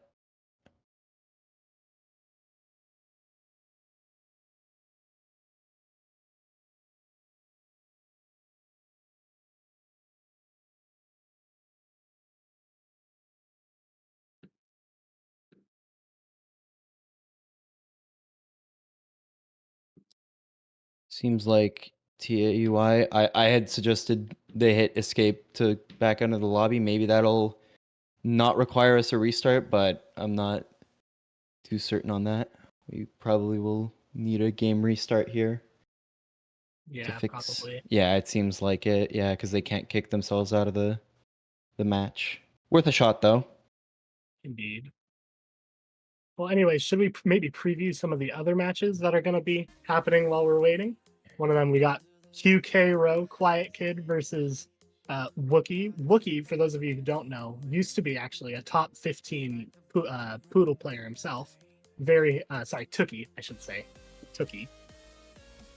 Very experienced in Poodles. Ninth seed though in this lower bracket, so we'll have to see how they perform against Quiet Kid, who took number 1 seed in all of the qualifiers. And the only other match that is currently set is going to be Owen versus Dippy. Owen is another fairly experienced Poodle player. I don't personally know very much about Dippy, however. Do you know anything, Pixel? Dippy is very technical. He does a lot of like programming things. I open up his stream every once in a while. Bro is like always cooking something. His green screen's also set up really well. The last time I looked at it, you can not even tell it's a green screen. I mean, you can, but those are some just random facts. I'm not too sure on the Poodle side of things. I don't, but those are just the random little things I do know. It looks like we might be heading back in shortly here, hopefully. Okay. And one of the other matches that I play Poodles, yes. Doesn't quite show on the bracket yet. Nebel versus Rainy, I believe, has been completed. Nebel took that match 3-1.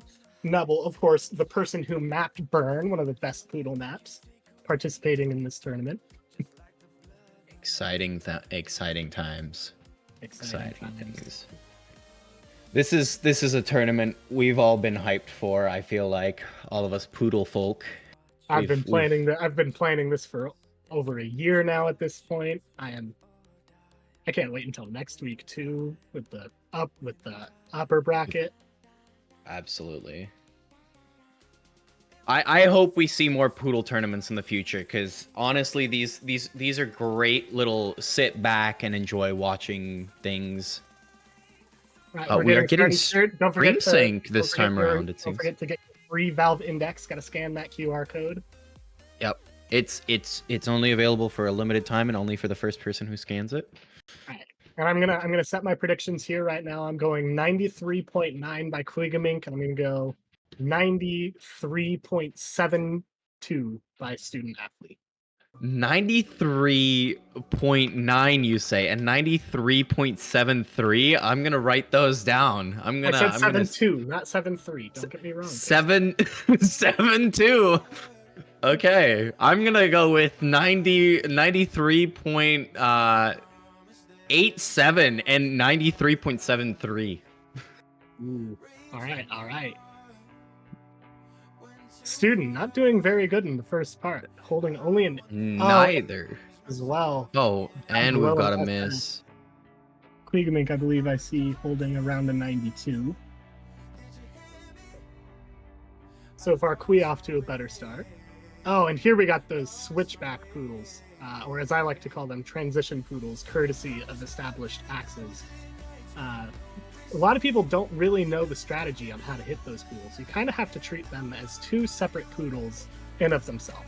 You have to swing one just perfectly down like you would, and then swing another one perfectly up. A lot of people do get confused there. Student starting to act back up to around a 91.5. Kui back to holding a 94 though. Quigamink's getting pretty good start on this. Still with an FC as well.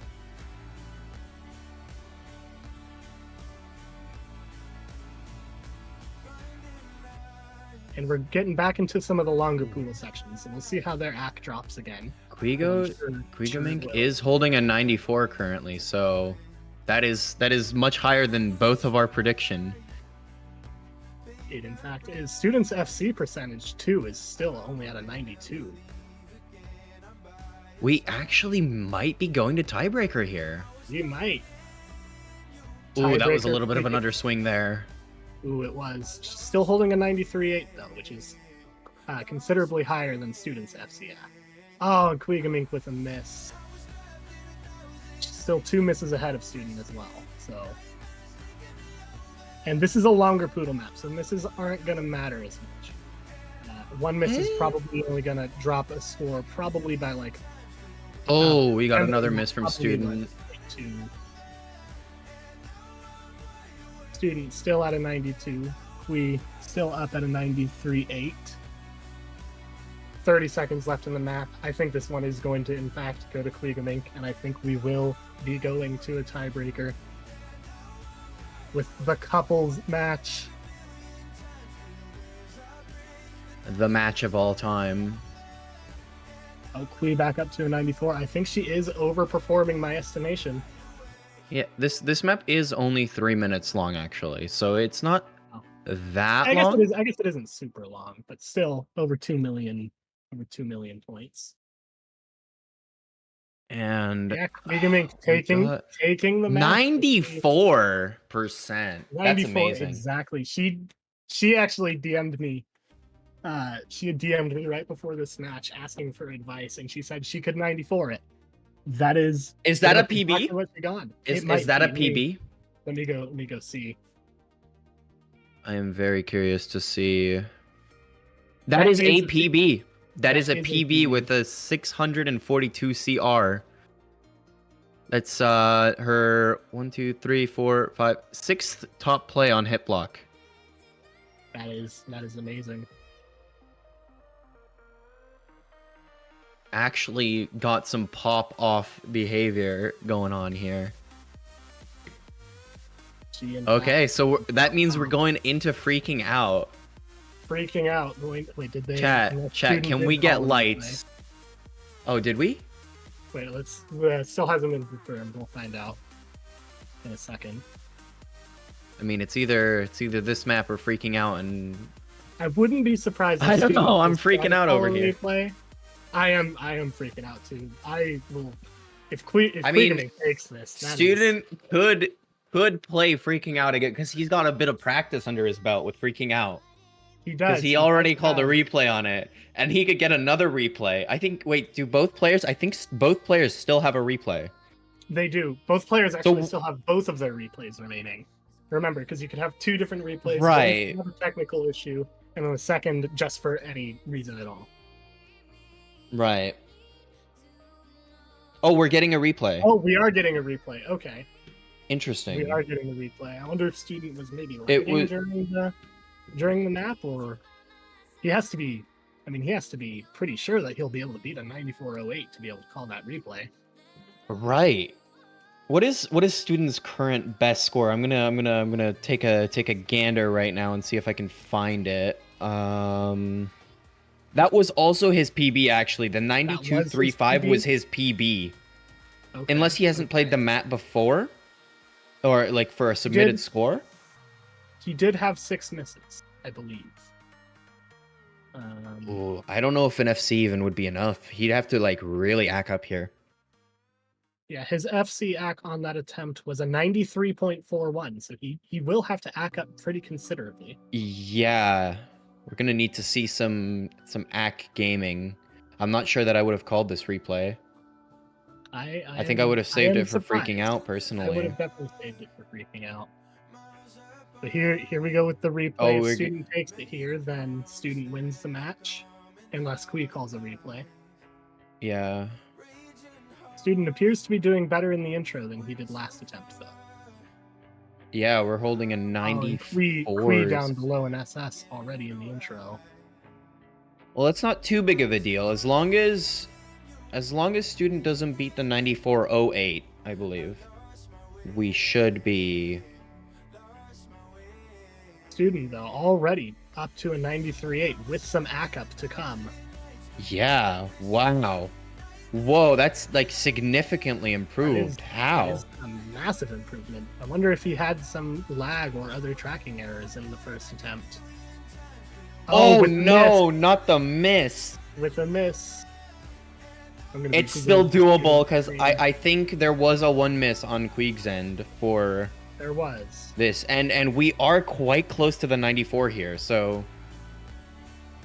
But we are going to be getting into some more act down really quick up here, so we'll see how he holds. Something you have to do with longer poodles is release tension. Just commit to your swing. Don't shake your hands too much. That is something I saw a lot with Student in the last match. Is his oh, he just lost a lot there, down to a 93.3. Oh goodness. Dropped almost a full % on just one poodle. That'll happen so much. I'm actually seeing a lot better technique here from Student compared to Queeg. She's using a lot more of her like saber, while Student is using more of his hilt, which is what you definitely want to be doing. But will it be enough though? Student's still gonna have to act up 0.5% by the end to be able to. It's doable. They are pretty neck and neck in score right now. And Queeg is at an FC. She's doing a little bit worse than she was on the last attempt. I think so, but I think a PB is possible for both here. Honest, well, I think Student is no doubt in my mind going to PB again. Student, but wow, they are like they are like neck and neck right now. Neck and neck. Wow. Okay. Student literally needs to act up about 0.2 in the last 15 seconds to be able to beat Quee's score from the last round. Oh wait, is it just normal notes from here? I think I think it's. Queez took it. That was really good though. That was really close. 94-16 FC. If he did not miss a note, he would have taken that. He would have. Quee doing worse on the second attempt, even though she FC'd. The mere difference of, it looks like 2,300 or 2,299 points. That one attempt right there was within 1,000 of each other. That would have been insane. Okay, well we're gonna be going unless Student calls this technical replay, which I don't think he could with that attempt. I didn't personally see any tracking or lag issues. Unless he does, then we're going to be going to the tiebreaker map, Freaking Out. Student has guys. Already played this map twice today. Chat. And Freaking Out. Yeah, I was about to say the same thing. You took the words right out of my mouth. I am freaking out. Chat, it's time to get freaky. Time to get freaky. See, I think all of our predictions were wrong with the percentages, because we saw... I think we might have been actually fairly close on Students, but I think they were both really close to a 94 there, so all of our predictions were completely wrong. I think mine was, what, 93.73? Or 7.2? 7.2 for... Yeah, he outperformed my prediction by about 0.2. Mine was 7.3, so if we were going around, I won. Well, we're getting into the next map, Freaking Out. This will be the tiebreaker. Whoever takes this map wins the tournament. It's not the tournament, the match. No, they're winning the tournament, 100%. I'm not lying, chat. Not lying at all. Queegamink is gonna come back as seed 16, force the, make her way into the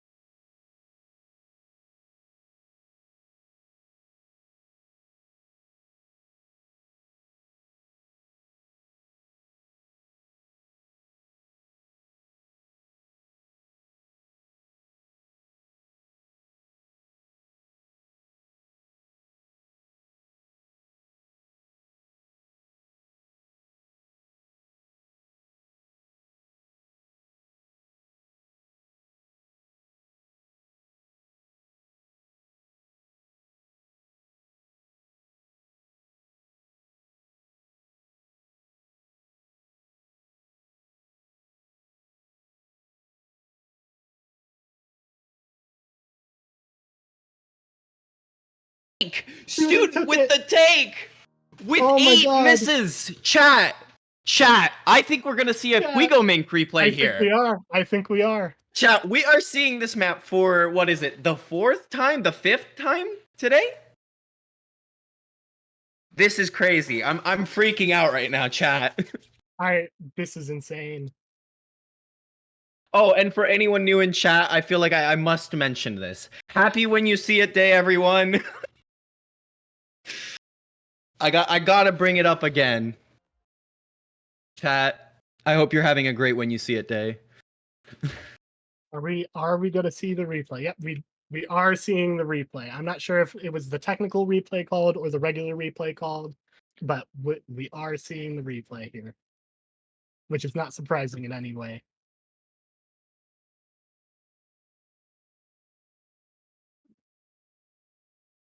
Let me check what the tournament. Yeah, I can.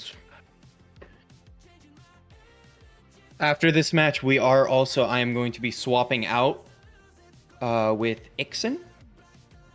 So that is We're going to be getting the stream sync here. Tiebreaker part 2. Pre-Quest 3. Boogaloo. For anyone who got that.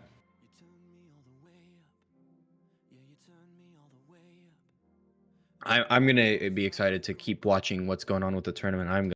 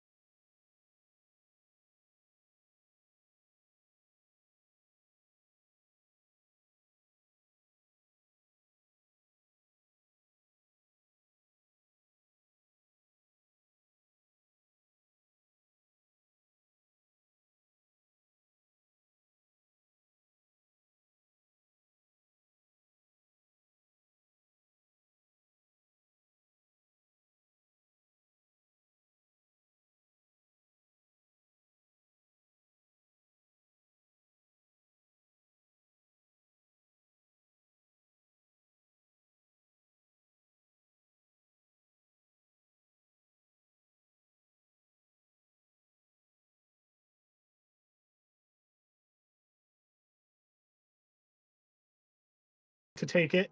You can see Quigamink's hand as our the shaking FC so percentage much. is insane. Quiggamink with on the FC, she will be taking the map. the match. And unless student has his technical replay still, then she We're will about to be find taking the out. match as well. We'll see. Was student having tracking issues? Or any lag issues? Let's see, chat. Let's see. Will Quiggamink be taking the map and the match? And even if student does have a technical replay left, he still needs to beat a 93. 92, 92.9, yeah. Which that is going to be hard to beat. His FC have a counter is 94. 94.07. However, with Poodles, the FC counter can lie a lot. Because It's when still you within 0.5% for sure, but still within 0.5%, but it does lie, and he would have to FC. it does look like Quigo Mink does take this match. Mink takes the match. I am so happy for her. Big W's in the chat. More That experienced was Poodle player, but lower ranked, just beat a top 100 ranked player who isn't necessarily super experienced with Poodles. And that is the end of the couples match. Mink takes the match, and we'll move on. Who will she be playing? She will be playing whoever loses between Lotus and Nebel Monster in the next round. Hello. Hello. there. Welcome, Ixon. Hello. How's it going? It's going very well. Anyway, It is going very well. chat, this is Ixon. He's gonna be taking over for me. It was really fun cast in here. I'm excited to see where this tournament keeps going. But yeah, I'm gonna let Ixon and Felton take over from here. Yeah, 07 chat. All right, see you Absolutely. tomorrow, Pixel. See ya. Bye, chat. All right, that was an exciting match. I gotta be honest, I did not see that coming. I really thought that Student is going to like win 3-1 or something, but I thought that Mink, the only map she really had a chance to take, was going to be Wide Awake, but she, honestly, on some of those was pretty dominant. it was honestly like I was very like on some of the long Poodle maps. I was so impressed because those are so hard to hit. If you're not like super like if you haven't practiced them a lot, because I've tried it and I fail miserably full swinging them. Just like as a disclaimer, but like getting the swing right on those is so difficult. And you could just see like Student Athlete just dropping to a 91 or something, and Quigo Ming was still at a 94. So that was like insanely impressive.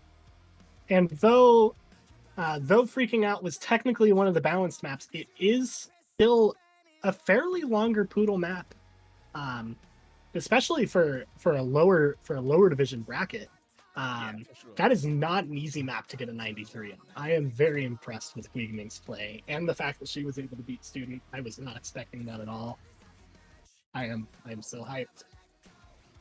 Yeah, for sure. That was great. And next match up is going to be Super Unicorny versus the Czar, which just looking at the seeds is also going to be very close. It's going to be seed 12 against seed 13. I am honestly not really sure how it's going to go, like what the players are planning to pick and ban here. Usually I try to do like some analysis, but I'm like very lost on this one, to be honest, because I do not know enough about Poodles here and also not enough about the players. So it's going to be a bit of a surprise to see what the players are going to go for. But I think generally there is a chance for a tiebreaker again, and those are all. There could be. I personally do not know very much about these two players. I mean, I know a lot about Uni because we're like close friends, and that's kind of why I'm casting this match right now.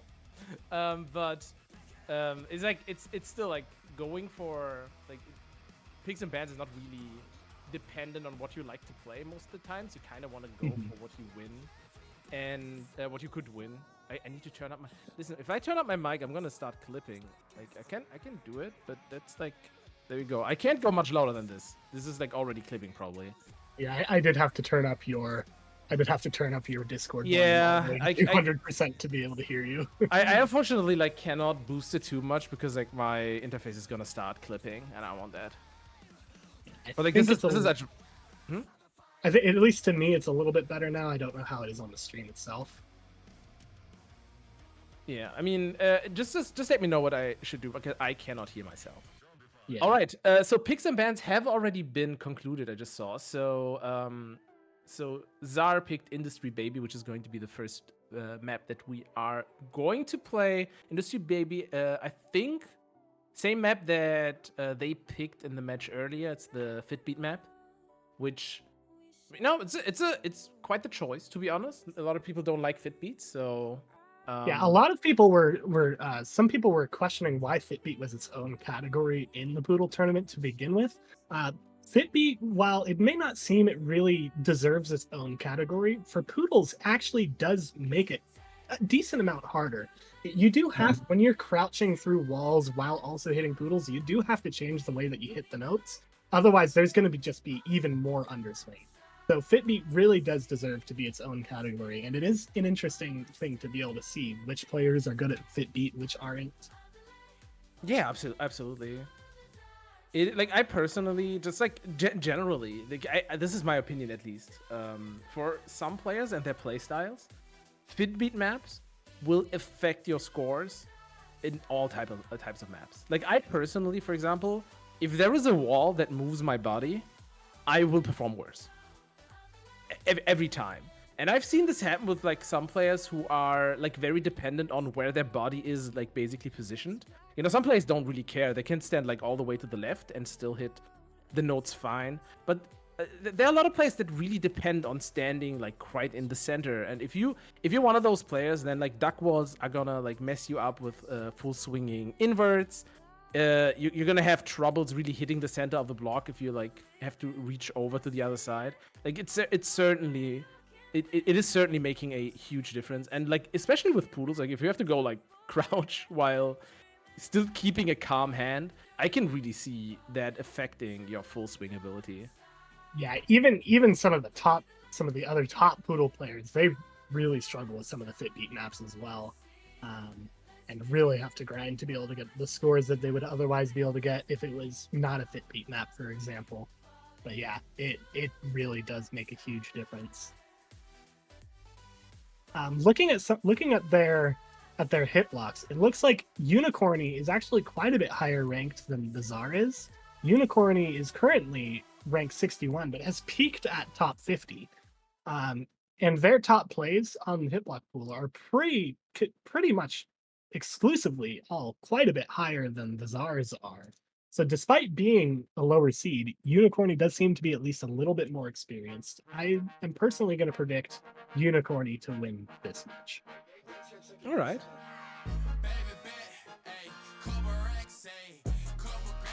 So right off the get-go, Uni is picking up a miss there, which is like really unfortunate. But in like Poodles, and especially like lower division Poodle maps, I feel like misses are just gonna happen.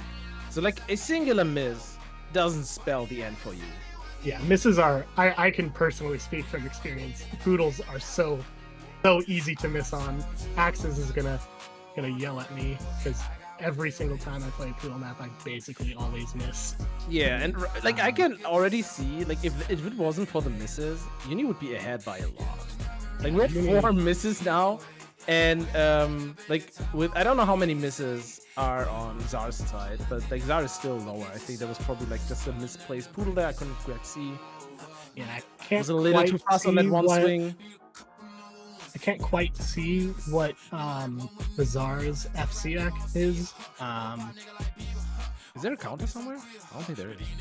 I can see Unicorny on their stream has their score shown. It's not showing on the overlay. Unicorny right now is at an 88%.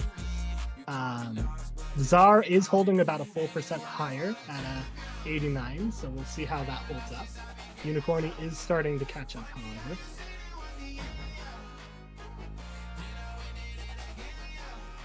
Generally, this is like decently close. Like this could, like I don't Unicorny like, with 6 misses. It is with 6 misses, and it's like it'd be interesting to know how many misses the Czar is at now. Could imagine it being like 5 or something. The Czar though now is down to an 87.5, whereas Unicorny is still holding around an 89. So Unicorny has taken the lead back. There was like one pretty rough Poodle for the Czar. You could see the score going down. That will happen very often, especially on a map like this. There are quite a bit more longer Poodles in this map. So you may have, even just doing one Poodle badly can really hurt your score. Yeah. And Uni also has you like could be a leading the whole match and then just shake a little bit on the very last Poodle, and then you're just done. yeah, it does happen quite fast. And you can also see that Uni has like more problems full swinging with the left hand.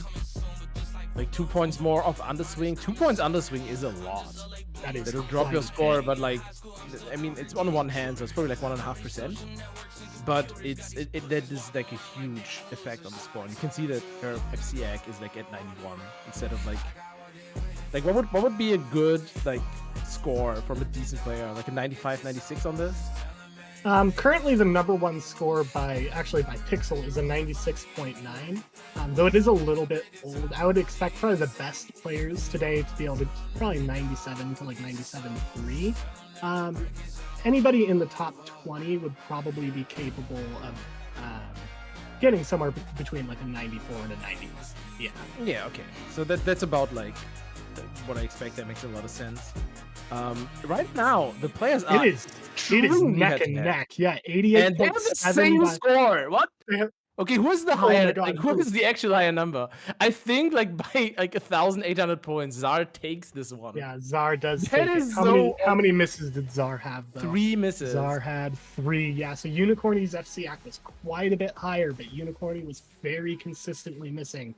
So we'll have to see if they'll be able to bring those misses back. If they do call a replay, I would not be surprised.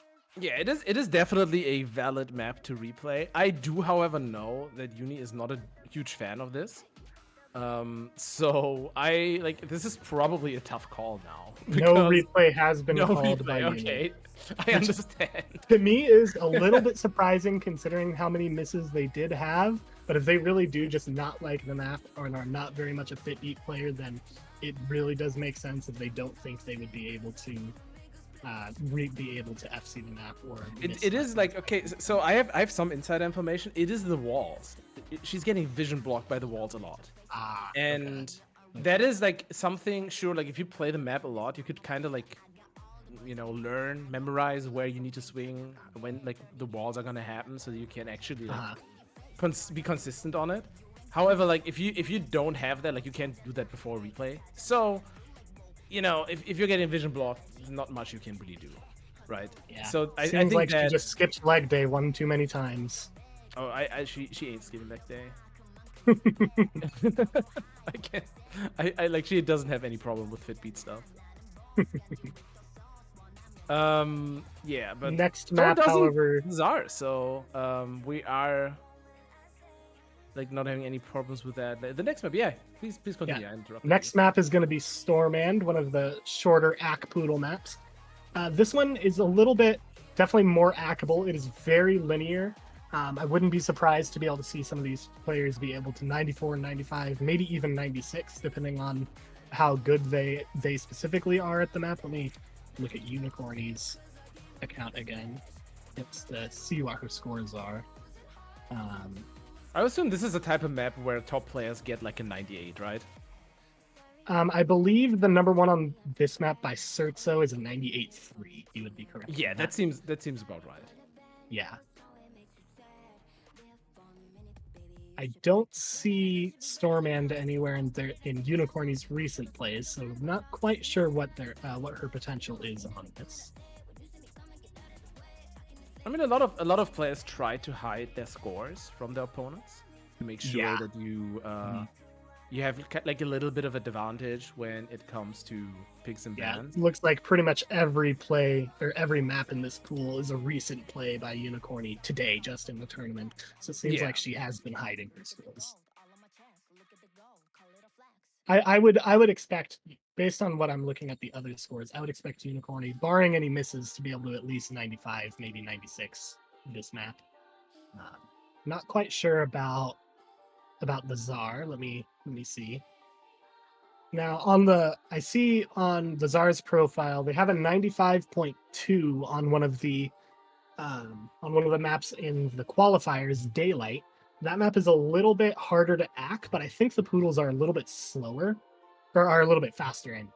So they're a little bit easier to full swing in Daylight than they will be in Stormand. So I'm very curious to see what the Czar will be able to do as well. I would predict probably somewhere between 94 to 95 for the Tsar. I'm gonna predict Unicorny to win this one. We'll see if I Yeah, cast that the would cursor. that would make sense. It is her pick after all, so this is going to be the map that she is the best at of this pool. Remember, the way the picks and bans work here is you do not get to ban before you pick. So the entire map pool is open before like the first two picks happen. This is not like the case in every tourney. Some tourneys have bans first. Here you cannot get rid of a map, so the first pick will always be the map the people like the most. And right off the get-go, the Tsar with a massive underswing on one of the poodles, starting out Yeah, with I 89%. think I did see a lag spike on the Tsar's play. Just one of those lag spikes. Even if you lose frames for just like Pixel was saying earlier, even if you lose frames for just a split second, it's going to completely reset your full swing and just make it so much harder to be able to actually full swing the poodle. Which is one of the reasons that there are actually 2 different replays in this tournament. In case you did have like a micro lag spike that wouldn't really make any difference on your score in a regular map, it will tank your score in a poodle map. But so far, Unicorny is holding around a 95-4. Again, her right, actually nearly holding a 97. Yeah, the right is really good. Left hand picking up some.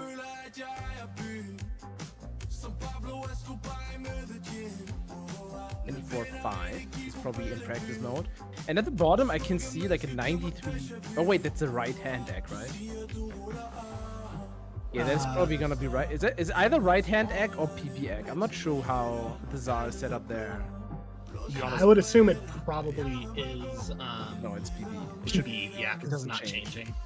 Yeah, it has to be PB. Yeah, so basically both around, like the difference is similar to what you predicted, just like 1% below. Probably, because of misses, I would assume. The Tsar is not really doing so hot here right now. The Tsar is really not, and they have the particles, so it's a little bit hard to see how exactly they are full swinging every poodle. Yeah, it's also really difficult to see without a HSV that shows underswing, because you just get like 108, which could be accuracy or like 5 points of underswing. No, it looks like Unicorny is still pretty handily above. I'm not sure. Yeah, there was a small misread causing a bit of underswing on the left hand there, but it's still like very, very convincingly ahead. We have Unicorny like 31 seconds to go here.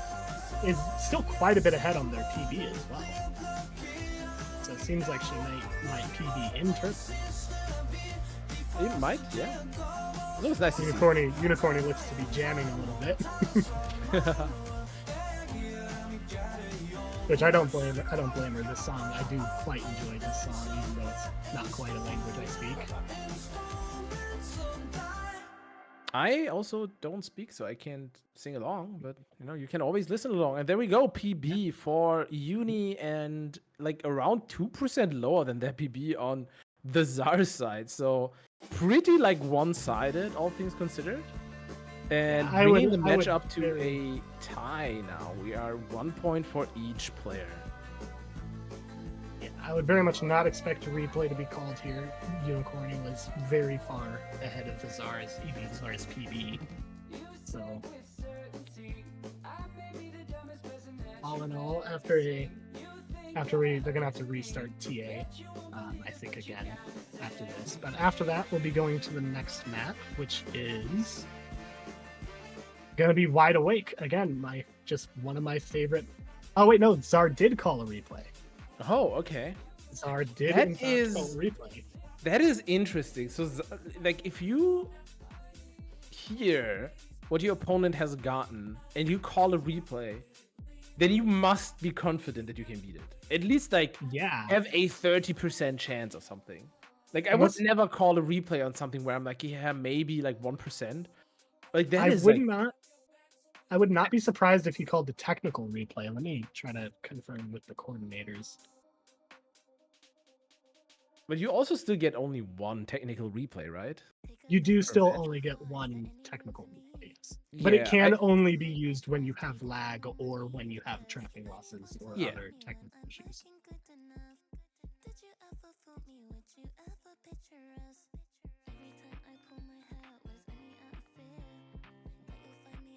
So generally, like, still, be it a technical replay or a regular replay, this is a ballsy move. It really is. I am very surprised. Coordinator just said that it is the tech replay. So, maybe then the Czar was having fairly consistent lag then, which Possibly, would yeah. absolutely tank their score. Yeah, definitely. If you have like more than just one Poodle tanking your score, it's like every other one, you're not gonna be able to score at all. Yeah, and they are restarting TA, I believe, anyway. So that will hopefully fix the Czar's issues if they also restart their game too. Yes, also gives them a little bit more time to do that. And then we're gonna go into the same map again. 2.5 minutes in a relatively decently hackable. Yeah, it's fairly hackable. I'm very curious now to see what the Czar is able to do without technical issues, and how it's going to be able to compare to their PB, which was only a 93.2. He's going to have to beat his PB by 1.5% at least to be able to take Unicorny on this. I am still quite surprised at that pick. He has to be confident. One thing I'm surprised that I've seen every single player has banned the map fucking perfect. It's one of the really long poodles in the map, poodle maps in the pool. I would have expected, at least by now, to see at least one person pick it. But no, I have not seen a single player pick it yet. When you say like really long, you mean the poodles are long, not the map itself, right? Yes, the poodles are long. So even the top players on this map aren't. I believe the top score on this is actually still even below a 96. Okay, well, that honestly, for me, that explains a lot, because we are at the lower division, and like, if you can't full swing regular long poodles, and then you have a map that not even like the top players can full swing, I can see why people are like, I don't think I can pick this. That makes a lot of sense to me. I personally am kind of bad at the map too, and actually, it's even more than I thought. The current #1 scorer by Vazirix, who is the best long poodle player, and it's not even close, is only a 95.3. So it is definitely very hard to be able to consistently FC. Or to be able to consistently full swing, I mean.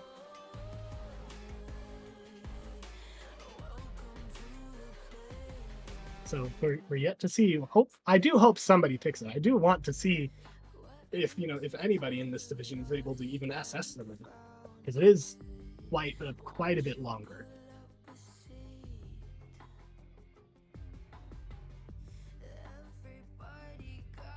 Okay. Good to see that the players are back, which means that restart and everything has worked out fine.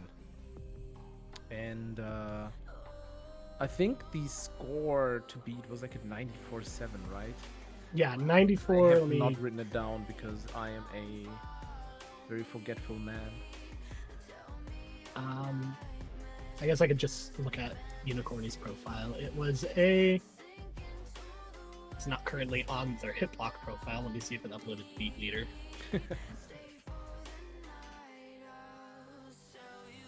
It is a good point, though. It is a 94.71. 94.7. Let me just throw this into chat, so that everyone knows what both players are going to be aiming for. This was I think an FC as well. So generally, Uni is at a great spot right now, because Uni is in a great spot, and Uni's right hand was actually 96ing the map. Yes, that is not a bad score at all by her right hand. Her left hand was actually even quite a bit below her previous PB as well. So if she can improve her left hand and hold what she had on her right hand, it's going to be even harder for the Czar to be able to come back from that. And just to like mention something that I don't know how to pronounce that name, Vazirix. Yeah, Vazirix. What Vazirix mentioned. This is the case for every map in every tourney. Like this is something though that if you are not a top level player, is very very difficult to really like live in a tournament. Like for example, if you're playing, like, we had like tournaments with lower ranked players, like in international, in national tournaments, you know, and like the Comfy Sabers tournament, where like speed maps will leave you with like 20 to 30 misses. And if you get that, you'll be like at a 91%, and that will make you think, I can't pick this for a tournament, which is wrong as hell because you just need to be better than your opponent. However, it does still cause people to ban them because sometimes people just don't want to play maps they're bad at, which I also can understand. It can be a little disheartening picking a map and then being like, okay, let's go. I'm gonna get like 30 misses, or I'm gonna like underswing every poodle, right?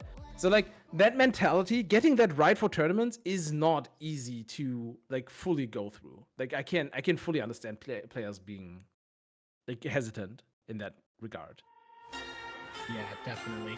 We are starting with the new, with the replay, however. The Tsar is still already down to only a 94. So we'll see if they are going to be able to beat Unicorny's FCAC on the previous attempt. Yes, the PB counter has not updated for some reason. I'm not sure why. Guessing it's a TA thing. But the PB is at a 94.71. I have also thrown it into the chat. And as it seems right now, the Tsar is close. Not anymore. Well, there was one Poodle that immediately dropped them by 0.6. And Uni's still a little bit up. There it goes. I'm on a roll with the freaking cursing right now. That was like 2 times in a row that I like created some huge underswing for both players. I am very sorry about that. But now both players are below that 94.7. And Uni is still ahead though. So as of right now, it does not seem like this replay has worked out, but there is still 2 minutes to go, so who knows what's gonna happen. I would be very surprised at this point if the Tsar was able to come back down from. Yeah, now he's even down to a 92. I would be surprised if he's able to come back and be able to beat a 94.7. I think it's basically done at this point. Can you see what is causing those? Like, I literally cannot see. I'm gonna try to inspect his gameplay. Yeah, it's like I'm not really like super like I understand that you need to have a consistent swing for Poodles, and I assume that for longer Poodles you need to start the swing a little bit before the Poodle actually like hits you, so that you can have like a consistent speed throughout. But like I just know the basics, so I can't really see if there is like big technique issues. It definitely does look like there is some technique issues with the Tsar. I'm still trying to spot exactly what it is, and now his stream is buffering a little bit, so I can't actually see it. Yeah, the particles I also think don't he's definitely losing a lot of the full swing on his left hand, which is a problem that almost every single player is going to have. I have it. Pretty much everybody has that problem. I think what I've noticed again is he's losing a lot of the full swing in the first notes of the Poodle. One thing I've noticed with a lot of the players in this lower bracket is they start the Poodle without actually really moving their wrist at all, and then start moving their wrist at the end of the Poodle. So they actually are sacrificing a lot of the full swing in just the first half of the Poodle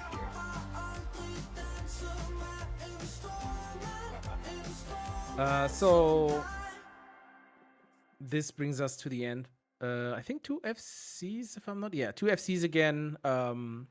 The Tsar has improved their score by 1%, but it's still 2% below what Uni got last time. So this is not going to be enough, and we are actually going to have the point go to Uni. And this, I wonder if there was still like lags going around, or if this was I just. really don't know. If this was just like a technique thing. It's like really hard to see because usually if a player has a lag and it doesn't show up on stream, you can still kind of tell from the trail because the saber will jump around, or it's gonna look like a tracking loss. But like the Tsar has so many particles on the hits, I really cannot see it, unfortunately. Wait, are the on the stream, are the names on the wrong spot, or are the scores on the wrong spot? Because it says the Czar has the 94. Everything right is now. wrong. So the Czar Everything is has wrong. Okay. the Czar has Uni's like avatar, and Oh. like the gameplay is on the left, but that's also Uni's accuracy. So like basically we need to swap the names and the gameplay, and then it's right. It's like half of it is Okay. like swapped. Gotta keep you guessing, you know. We can't make it boring. It's definitely a working UI, no problems at all. It's perfectly working. It is As definitely on intended. purpose. It's definitely on purpose as well. Working exactly as intended. Exactly, you know. You gotta make sure to like, you know, have something interesting on screen at all times. And we're bringing in some changes every single time. I think that's perfect. Anyways, the next map, I need to scroll towards the pigs again, is going to be Wide Awake. You already mentioned this. Yes, Wide Awake. I mean, I've been simping over this map since I first, joined the VC with Pixel earlier. I really love this map. It's in my opinion the perfect. All the poodles are like the perfect length for the sounds. It is represented perfectly. It's really fun to play. I really like this map. Shout out Raid Gyro, best poodle mapper. So yeah, we'll see how they are able to do on this. It looked like Zazar was having quite a bit of problems being able to full swing on Stormand, which if that's the case, this map is even longer. So I would not be surprised to see Super Unicorny be able to do a little bit better on this as well. We'll or see. what also might happen is that Uni also has trouble full swinging and it equalizes out. Like, I'm curious. This is Uni's pick, so I'm assuming that she's gonna have like a slight advantage. I'm not seeing a PB for the Czar. Oh my god, okay. Immediate insane score drops for both, but the Czar below that SS. For a second there, working their way back up. Both players at a 92 now. Yeah, both players not doing well in this intro. Both of them losing quite a bit of AC on those poodles. But the scores are actually really close. Looks like the Czar did better on that long poodle right there. So the Czar is now pulling ahead by more than 1%. But Unicorny actually catching up very quickly. So this part definitely way easier to full swing than before. Wow, this is so close. Uni currently very slightly ahead here, and there is a miss. Oh, and there is a miss. That doesn't Unicorny actually now change down anything. Like, it's still insane close because there's so many nodes in this map. Yeah, this is a map that is quite a bit denser, and with the longer poodles, misses aren't going to mean as much. They're still absolutely devastating, especially in a match as close or in a round as close as this one. Like right now, I'd say their FCX are probably identical. It probably is correct. Just looking at the FC counter on Uni's side, it seems pretty much the same, which is like also like potential. Like if she loses this, like a good replay opportunity because her PB is a 93. Yeah, I would not be surprised to see a replay here. There is still some ACK up at the end, though. I mean, she's ahead. As we saw with the Quigamink versus Student match as well. Quigamink was at like a 93.5 going into the end, and then ended up with above a 94. So we'll have to see how they both end. It is neck and neck. Unicorny is in the lead again, despite having a miss. This is so close. It's still really close. Great like a teeth. single poodle can make all the difference, and they're at the same percent now. Both at a 0.6. Who is gonna take it? I don't think there's too much map left here. It's really getting close. Okay, it's. Oh my god. My god. It's gonna be Unicorny. Right at the end. With a miss. A 0.02 lead. Oh my god. 400 points on a 2,300 note map. That's insane. That is Welcome back. insane. That was Like insanely Unicorn fun. taking it with the miss. I again will not be surprised. The Czar does still have his regular replay left, so he can call it because he used his tech replay on the. He used his tech replay on Stormand, but if he does use the replay here, then he's out. So we'll have to see. The waiting word from the coordinator. I mean, this is like a tough spot, right? Because yeah, you could replay, but your opponent has a miss as well.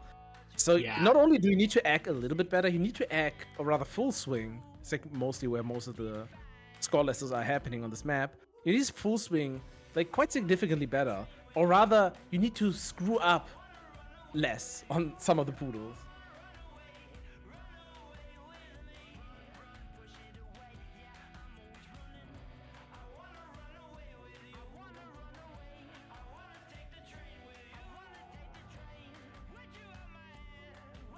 I think Czar is really taking his time to be able to consider whether he wants a replay.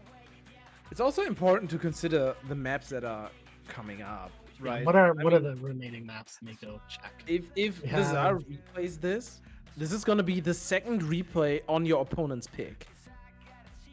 Not always the smartest thing to do, because like sometimes you screw up on your own picks, even though you can definitely win them, and then you want to be able to replay. So sometimes, no replay has been called. honestly, I think that's a good call, because there's always a chance that your opponent might do significantly better as well. Yeah, it's such a close call. But I do think, especially looking at that map, Unicorny seems to be quite a bit more skilled with the more ack poodles. And the last two maps left, the Edge and Freaking Out, they are both longer poodles. So this, I do think, probably does give the Czar the best chance to win.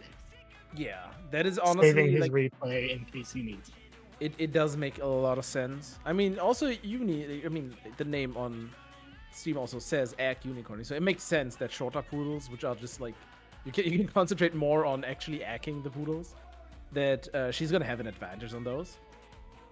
I'd also like to point out that the Czar got basically the same exact score on Wide Awake that he got on Stormand, which those maps are not comparable difficulty at all. I would have expected pretty much every player to be able to get a pretty widely higher score on Stormand than on Wide Awake. So we'll see. He definitely seems to be better at some of the longer stuff.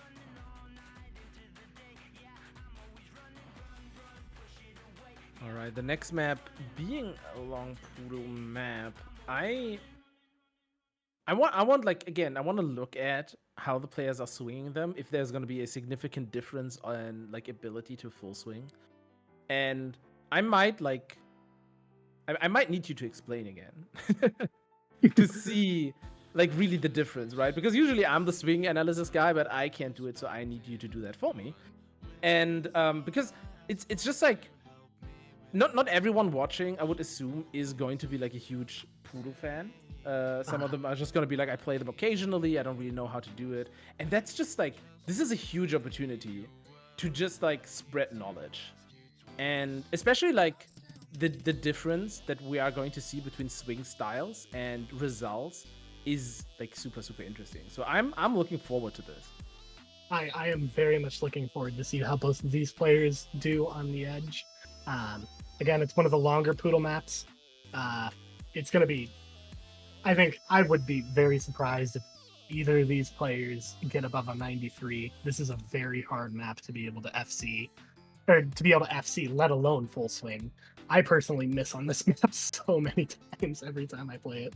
But yeah, I'm very interested. One thing that for longer poodles, one tip that I have personally found that helps me a lot, you do need to have very consistent swings, and to be able to start your swing and end the swing without having like any shaking or really anything like that at all.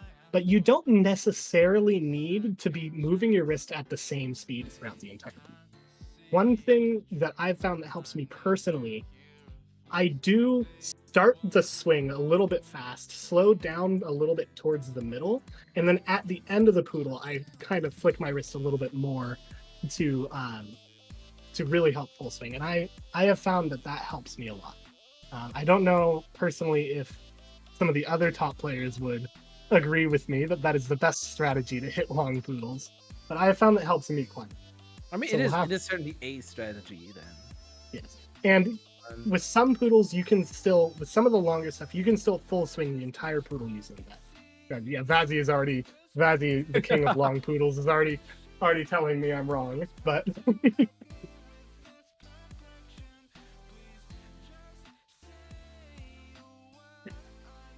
Also, like just like I'm trying to imagine how I would swing that. I feel like that is also a technique that is kind of easier said than done, right? Because like if you absolutely, if you like change your speed too much or too too drastically, you would like immediately reset your swing. Yeah, you have to very much. It still has to be very consistent. It's not really, I guess, changing the speed of the swing is not necessarily, like, slowing down is not necessarily the best way to describe it. More just making sure you get that extra little flick of the wrist at the end of the poodle. That is very much what I have found to be the most helpful. One thing, if you really want to get good at poodles, the one thing you have to do is watch players' replays.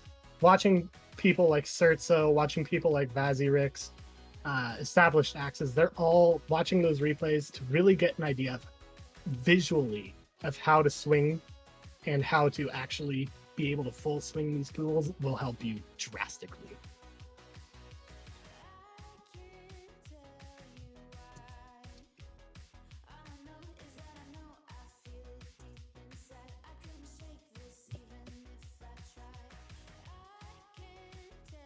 We are about to get into the map. There's still like a few overlay things that are being reconfigured right now because, as you have known, there was like a bit of spaghetti going on earlier.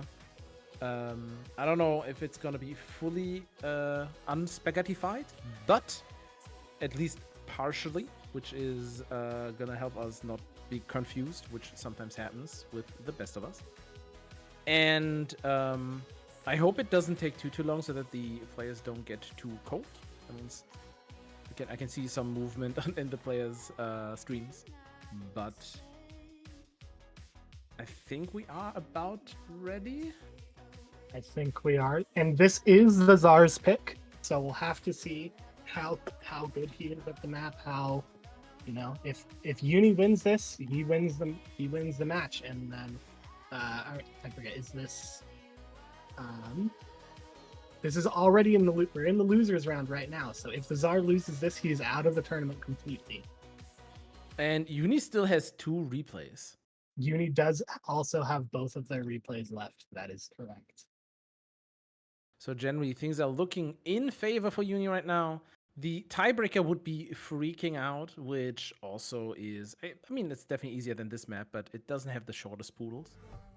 Yeah, so, no, especially the end of freaking out. There's one poodle in particular that is both long and also curves in a really like odd way that it's so hard to full swing.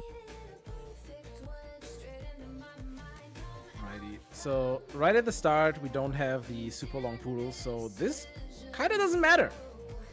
You can still see that Uni is better at these type of poodles. Actually holding it like a 96.5, which is really good. But dropping... First long poodle, though, Uni dropped a full 2%. Immediately. Still slightly ahead, but the lead is not that big. And there's another one coming up right here. Dropping another percent. Both players, like, 0.3 away from one another. I mean, yeah, it looks like Uni is starting to pull ahead a little bit with the Czar edging down towards those longer poodles. Uni is now at a 93.6, whereas Czar is down to just a 92. I think we might be seeing the end here. There's still a lot It is of map hard to left. tell. You know, the map is still like going there. Like just looking at the PBs, the Zara's PB on this is a 93, 92.4, and Uni's PB is a Oh, 91.3. Uni there is a hitting some really miss. bad poodles there. Oh, did Ooh. she miss? No, the Zar missed. The Zar missed. Okay. So they're still like basically at the same score.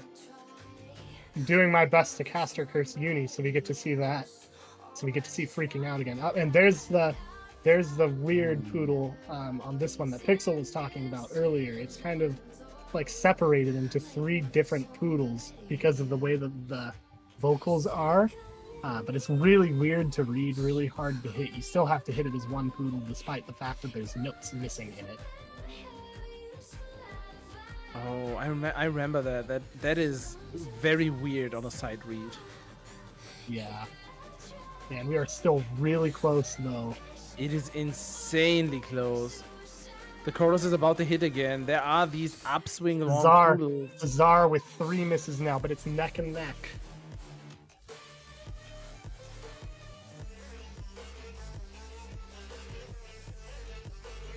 Uni now starting to pull ahead a little bit. Confidently ahead, but like the Zar is still catching up. Oh, it's getting closer, and we're getting to the end too. And they're again so close to one another. So right at the end, look at those scores, and Uni picking up a miss. And yep, that's gonna. And that is going to be it. Barring any more misses. Oh, and there's another miss. There's another miss by Uni. So the Zar did take it, and unless Uni calls a replay, which, considering the Zar had 3 misses and Uni only had 2, I would be fairly surprised if she does. And we'll be going to freaking out.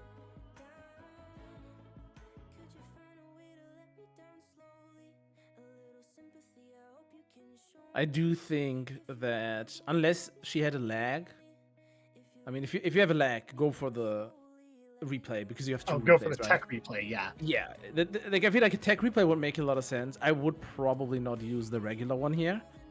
Yeah, I personally would not use the regular one here because I think the chances on freaking out are like a little bit better, a bit higher. And like she can definitely take this one as well. There's a chance, but just the occasional poodle is like screwing over the score, and she does not replay, so this makes a lot of sense. So tiebreaker. This is an incredibly close match. This is incredibly close. This is like very like similarly, like I want to say similarly close to the couples matchup earlier, even though I felt like actually maybe closer even because some of these matches have been closer. Though the tiebreaker with the couples match, I think, if I recall, was pretty close. Or one of them, Wide Awake, I think it was really close, pretty much up until the end. So Freaking Out, it's going to be more of a balanced map. It definitely has those longer poodles in it, so it's going to be, it's definitely going to have a lot of those longer, but it also has quite a bit of shorter poodles. So it's really going to be playing to both of these players' strengths here. I can see why both players were not super confident on it and let it go to the tiebreaker. Yeah. This is going to be really close. And we're starting. In theory, we could see this map played 4 times. Both players still have their replay, and Uni still has their tech replay. No, Zara doesn't have a replay anymore, right? Like we've seen 2 replays. Didn't the Zara not use his regular replay yet? You're right, yeah. Yeah. I thought that was the case. Yeah, he used his tech replay earlier, but not his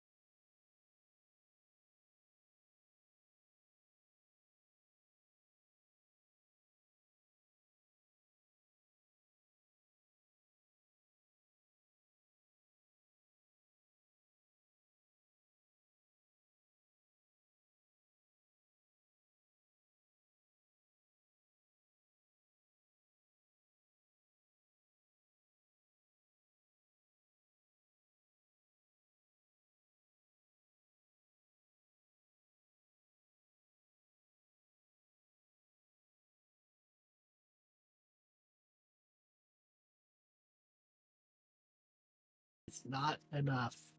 And I don't think we're gonna see the tech replay called here. No, I don't think so. That looked like a pretty like clean So with that said, replay. the Tsar is gonna take the map. So the match. GG's to both players. This was an amazing match. They were like Alrighty, welcome back. That was an amazing match. I love seeing these matches go to tiebreakers, especially when we had one that was .02.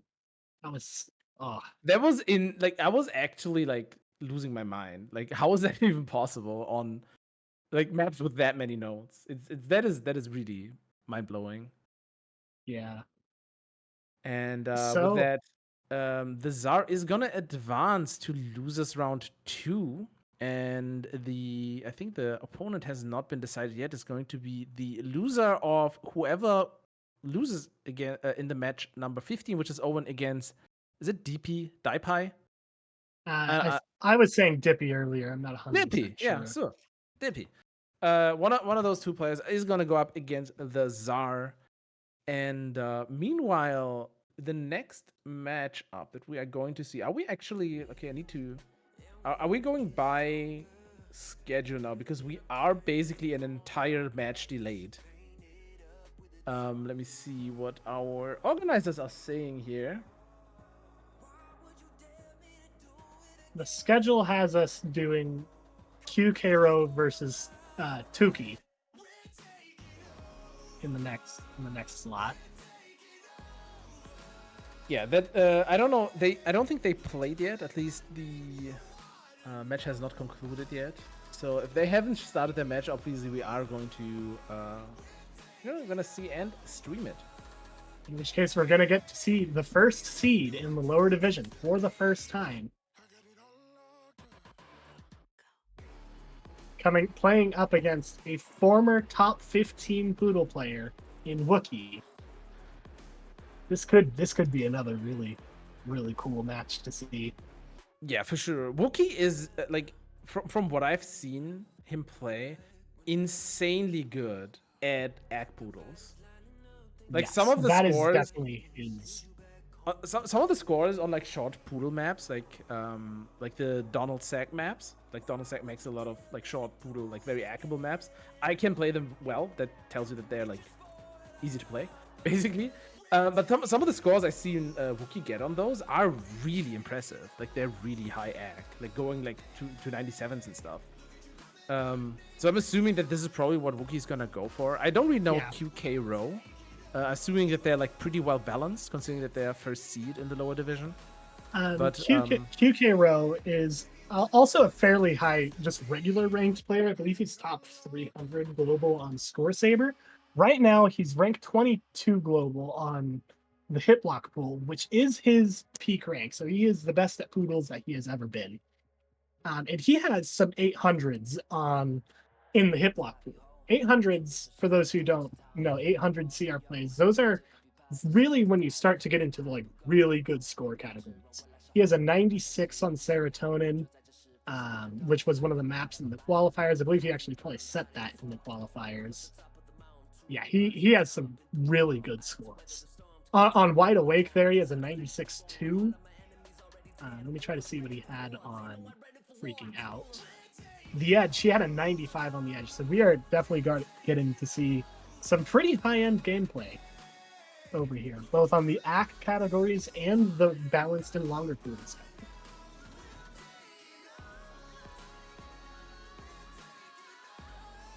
I am very curious to see what picks what they will be picking and what they will be banning.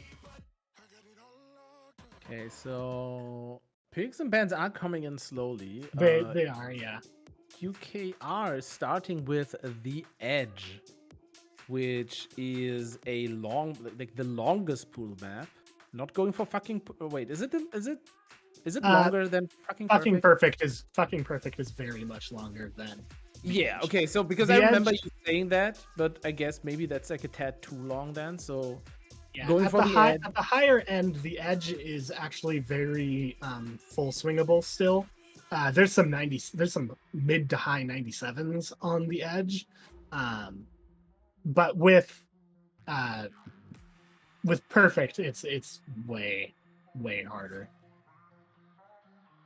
way harder to FC. But it will be the tiebreaker. So if we do end up managing to reach the tiebreaker here, we will see the long Poodle map and see what these players are capable of doing.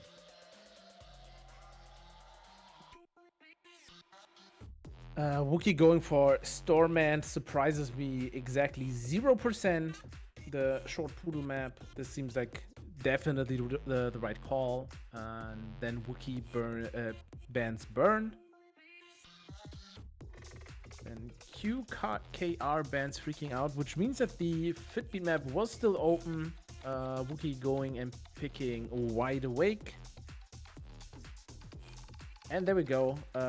Industry Baby picked by QKR. And as you said, fucking perfect. Is the tiebreaker. I do want to see that, to be honest. I really do. I hope that we get to see it today. If not in this match, then in the match with Lotus versus Nebel, though I would not expect it to be picked in that match. I would not expect Nebel to pick it. I don't know about Lotus, but I would not expect Nebel to pick it.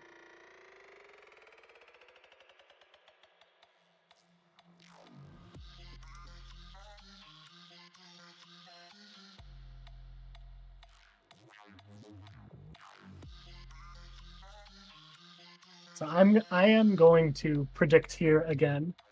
Let me try to guess what their scores are going to be capable of.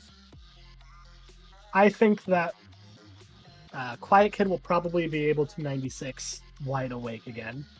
But it is Wookie's pick, so we'll have to see what he is capable of with that map, considering it is his pick.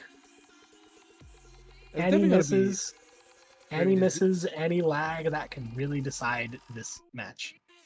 I mean, for lags, you have the tech replay, so Yeah. I'm always like trying to like look at the gameplay without like technical difficulties, because that's always very sad to see. It is. But it's still like, you know, the longer the Poodle, the faster something can go wrong, even if you just have shaky hands because of the tournament, right? It's so much easier to just like screw something up then. Yeah, last time I played in PokeSaber, when we played some of the Poodle maps there, I was shaking so much it really dropped my score by like 0.5% what I was really capable of doing. So those nerves, especially on Poodles, those nerves really, really hit hard.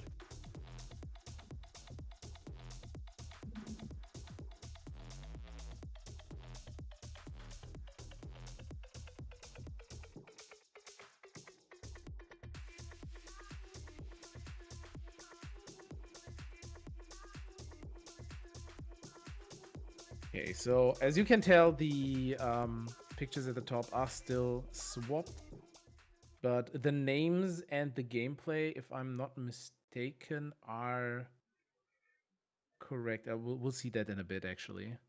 Also,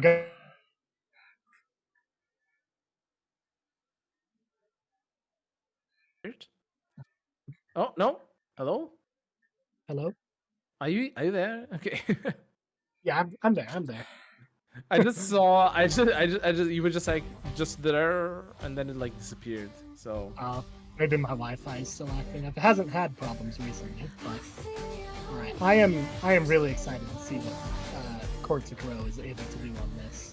Yeah. So okay. So just again over the information. The names fit with the avatars now, but they are not.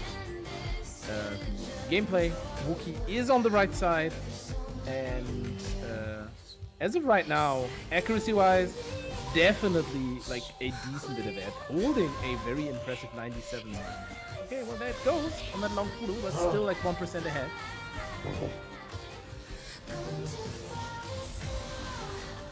I am surprised to see QKRO actually having such a low score on this so far. So far, Wookie is quite a ways ahead.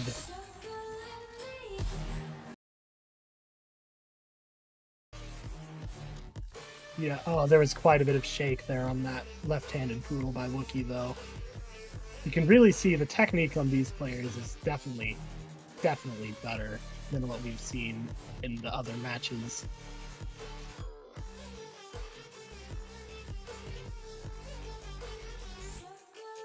still, like, with a 0.6% lead, picking up a miss. Wookie still Ooh. keeping Still up ahead, in though. the lead.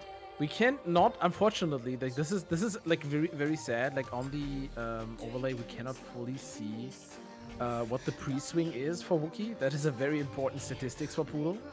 I can tell you that it's like around like a 66.5 and like a 67, which is, I think, about what QK Row is getting. Yeah, it's pretty close. Just like holding higher accuracy on the hands, which can make all the difference. They are head to head now. And, oh my god, that one Poodle dropping Wookie Oh by a no. whole percent.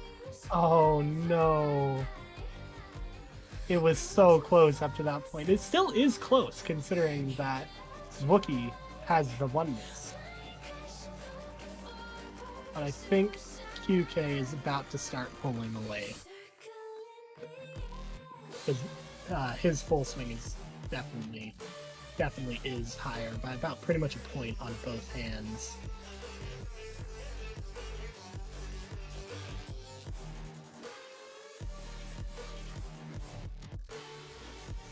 Yeah, Kortzik Row now taking it, now up by more than 1%. Only a few things left in this map. It's gonna take a miracle for Tookie to book the map. To walk the map. Definitely trying to walk it up here. Unfortunately, that one miss and that one gigantic underswing just like Now, dropped the score so badly. Given that there was that one massive underswing, that could be the difference. Wookie's PB is higher than what Kortzik Row just got. Wookie's PB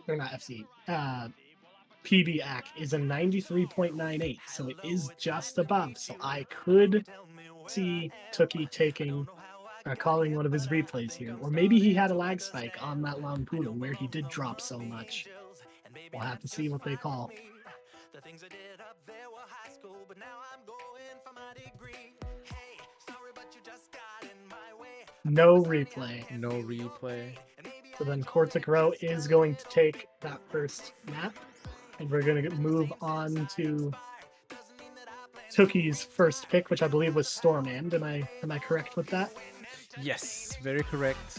Definitely the correct choice. Just like seeing this map, during the shorter sections, Wookie was like doing insanely well. And only when it came to longer Poodles, when there's a possibility to just like underswing, we saw like significant score drops.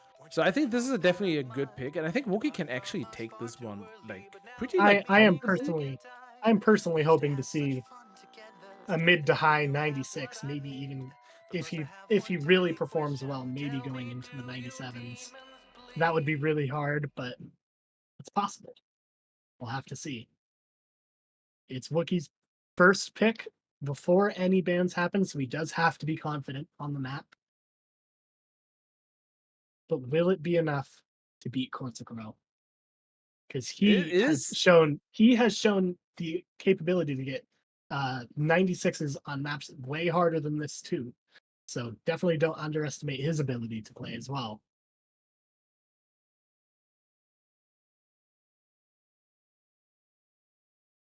Looking at a lot of green screen here, I wonder if StreamSync is gonna be like struggling for some reason.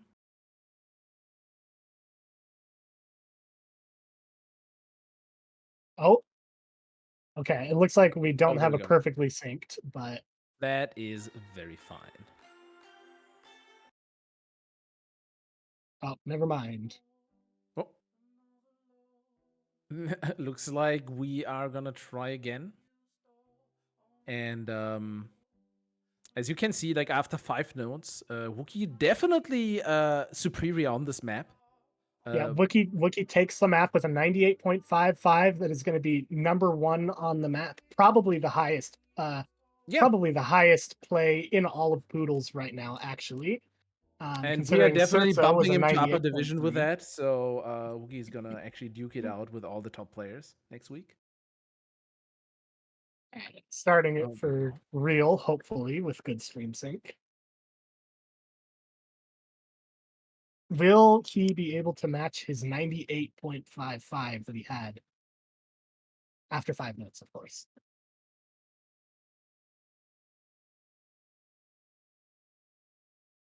all right. Looking at some greens again. Stream sync All right. seems to be having. Oh, there we go. Okay.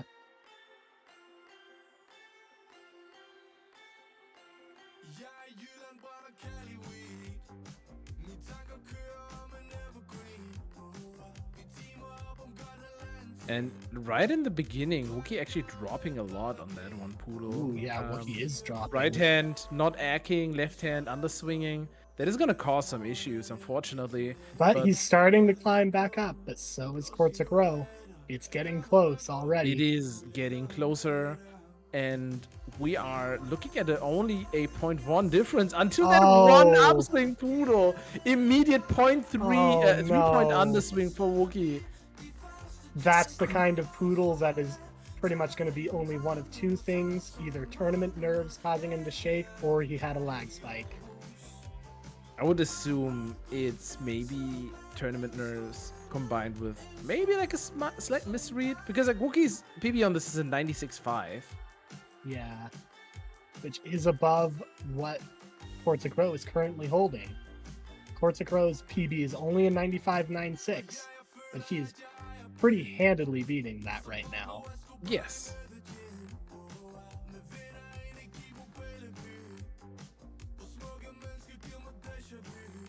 Wookie is starting to act back up, though. The gap is being closed. It's actually super impressive. And now QK Row with that bad Poodle, and everything switches. 95.8 for QK Row and a 96.25 for Wookie in the middle of the map. And now it looks real good for Wookie. And this is not even like a super good performance for him.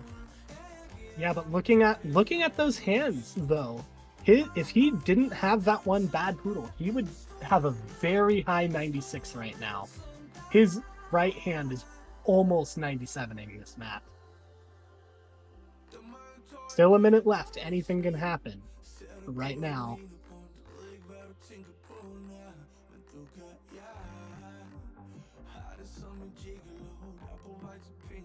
another not great left-handed Poodle there, but it didn't tank his score too badly.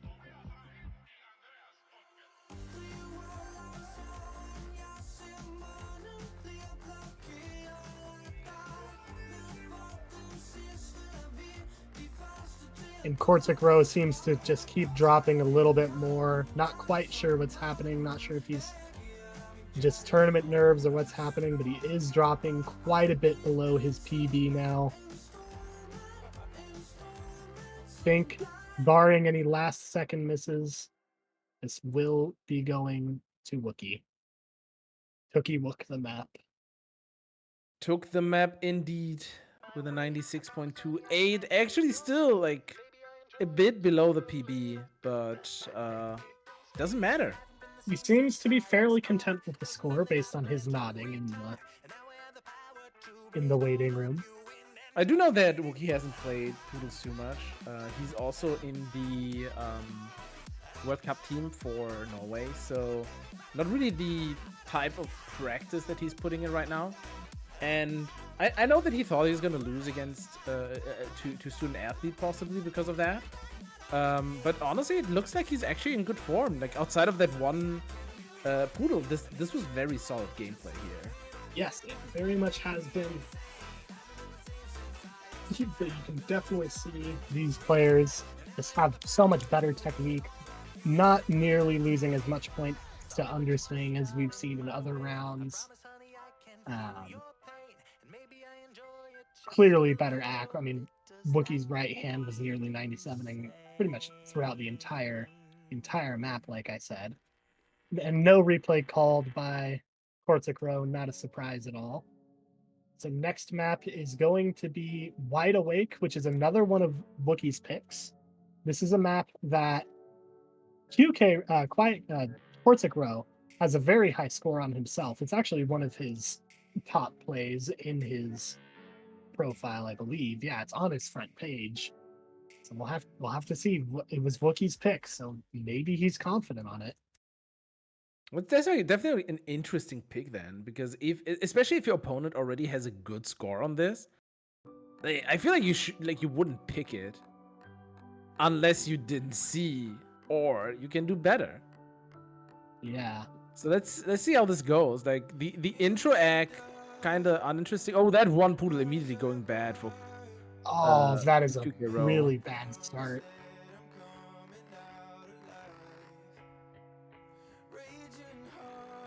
I wish these players had the PB over time mod so we can see how they were doing compared to their actual best runs. So a thing that I'm like noticing a little bit. I'm not sure if this means anything. You tell me. But it seems to me that Oh, wait, a few misses there on that Poodle by Wookiee. That is quite a tough one. I personally miss on that a lot. It's really hard to judge when you should start swinging up versus when you're. But what I was gonna say, what I noticed is that the Quartic Crow kinda seems to like kinda hilt the Poodles, and Wookiee kinda hits them with the middle of the saber. What is like is there a recommended way of hitting longer Poodles? I mean, this map is not super long for the Poodles, like some of them are a little bit longer.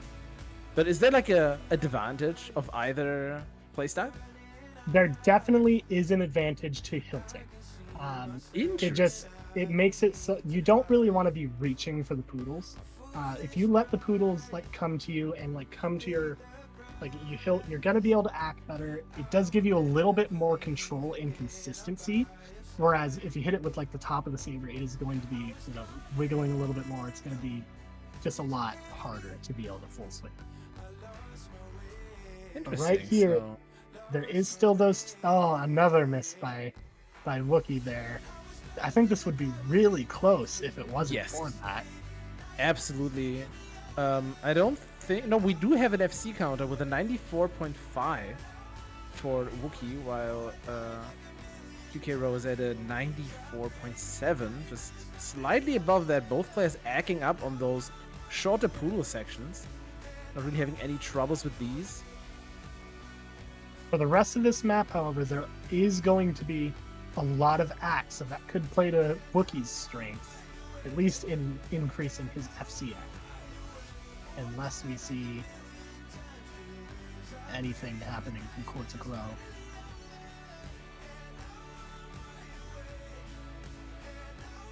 Yeah, though that FC counter is getting really close between the two. But it looks like we are going to get about a 95, which is higher than Wookiee's FC act, and is also quite substantially below Kortzikrow's PB and what his potential could be on the map. Definitely. Like this is I don't think this didn't really work out too well as a pick. And I'm not really seeing a replay. Now, Wookiee could have taken it just because QK row wasn't really performing. So like the map was close, but like the PP is at a 96, which is like quite the insane score. That was a massive underperformance by Quartic row there.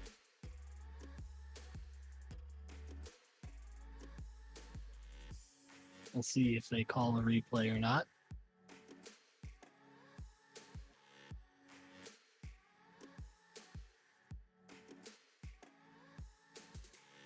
If we don't get a replay, then we're going to be moving on to the next map, which is Quartic row's pick, Industry Baby. There is a replay. There is a replay called. I think replay, maybe I take it back a little bit. I think the replay still kind of makes sense because like if like QK row does the same again.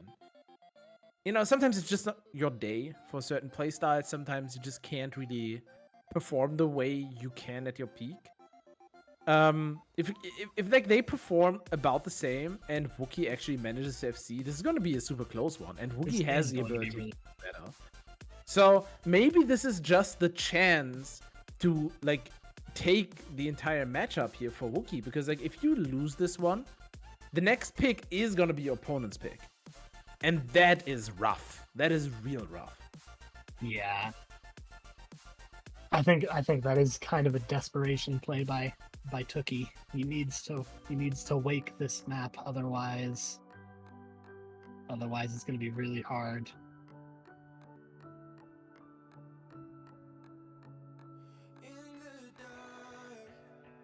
Great intro act before the first Poodle, and oh my god, and this time Wookie with the bad intro Poodle dropping to a 90%.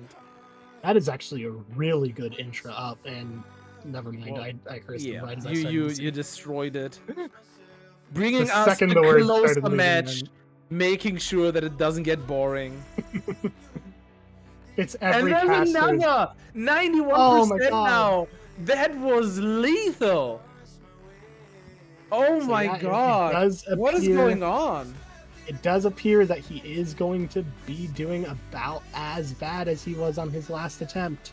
So we will see, will Wookie be able to beat that 95?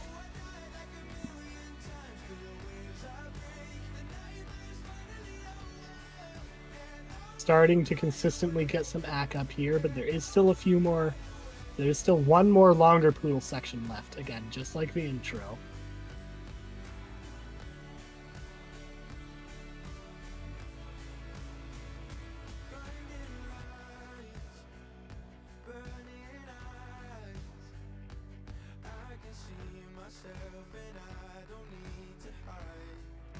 As of right now, Uki is ahead by a little bit, holding at 94.5. He's acting up quite a bit now. If he keeps up this pace, he could have a chance.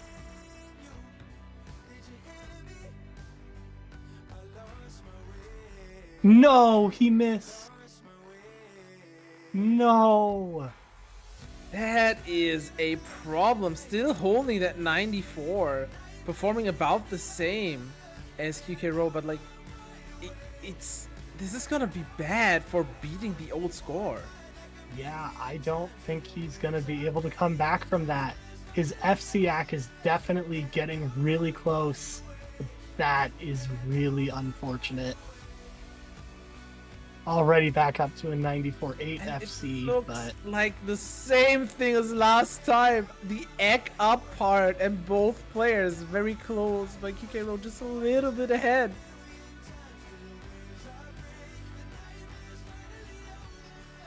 Looking at a 0.1 difference now.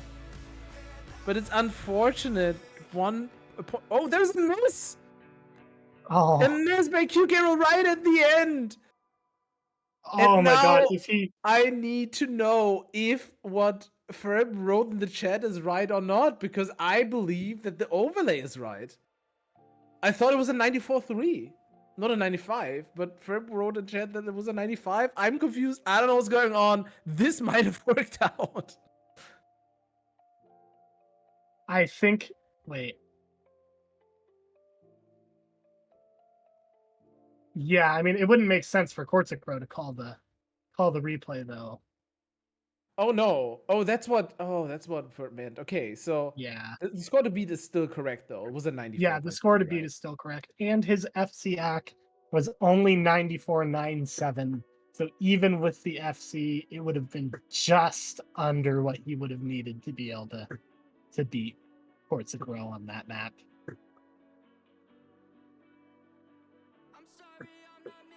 Okay, so it looks like, looking at the scores, actually, it looks like that Wookie actually didn't manage to beat the old score. Looks like I was like a little drunk or something. I don't know. But it was not quite enough, which means that this still goes to QK Row and brings the entire match to a. Is it a 2 It's to now, 1 I believe it's now 2-1. Yes, Corsic 2-1, which is a match point with QK Row's pick. So this looks very good for them right now. And we're going into potentially the last map of the match here. Industry Baby. This is the fit beat. Who knows? Maybe Corsic-Row isn't very good at fit beat, despite the fact that it was his pick. I feel like this map specifically can be a bit of a wild card, though. Like even if you're good at it, there is a chance of you just screwing something up because it is like it requires you to move so much. Move so much, and it's not always easy to duck all of the walls, too. Yes. You definitely cannot forget that it is very much possible to actually hit walls. Looks like Corsic-Row's GD is pretty close on this map.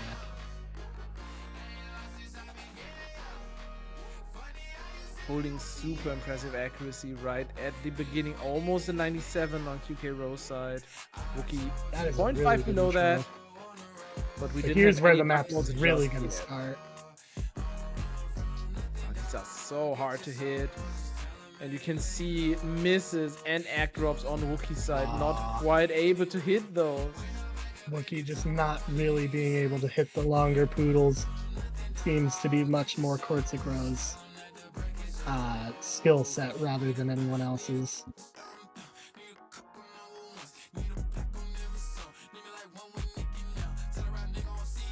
Still holding that 95, which is actually just on par with his PB as well.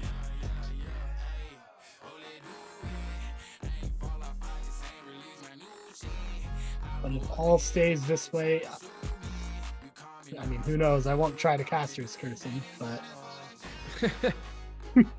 I mean, like, Caster's Curse only works if you don't think about it. Like, it's literally just, it happens and you're like, oh, damn. So don't worry about it. Because as of right now, I feel like QK-Row has, like, a lot of misses in the bag. Like, you can just miss so many times before you get down to, like, that 92.5%. Simply because Wookie is not able to full swing those longer poodles. yeah, it would take a pretty massive mistake. Yeah. Failing the map or something. Like, this was a by pretty big Corsic-Row mistake there, here. but still, like, a 3% Still, lead. yeah. There was for like the rest of the score, a pretty horrible poodle, but still, is like there are so many mistakes open. Miss on Wookie's side for that bomb reset section. Not that it makes a huge difference here. Still only holding just a 93 FC, which is not even on par with Corsic-Row over here.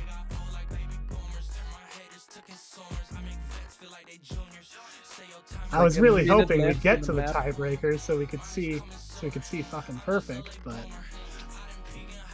doesn't seem like that is going to happen. like And that. also, maybe important to know, this is gonna be the last map of the day that is going to be streamed, and tomorrow we have a different map pool. So doesn't seem like we're gonna see that map. It has not been played a single time on stream. This is so sad. There's been a miss on QK-Row's side. Doesn't matter. Still holding that mid 94.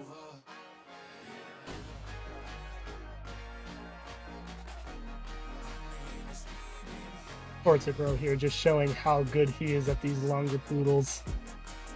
He's definitely very experienced in this. And there goes the map. I'm not expecting a technical replay from Wookie's side on this map. Didn't seem like there was any issues. Actually PB'd, if I saw that correctly, and still not really getting close to QK-Row's insane score on this.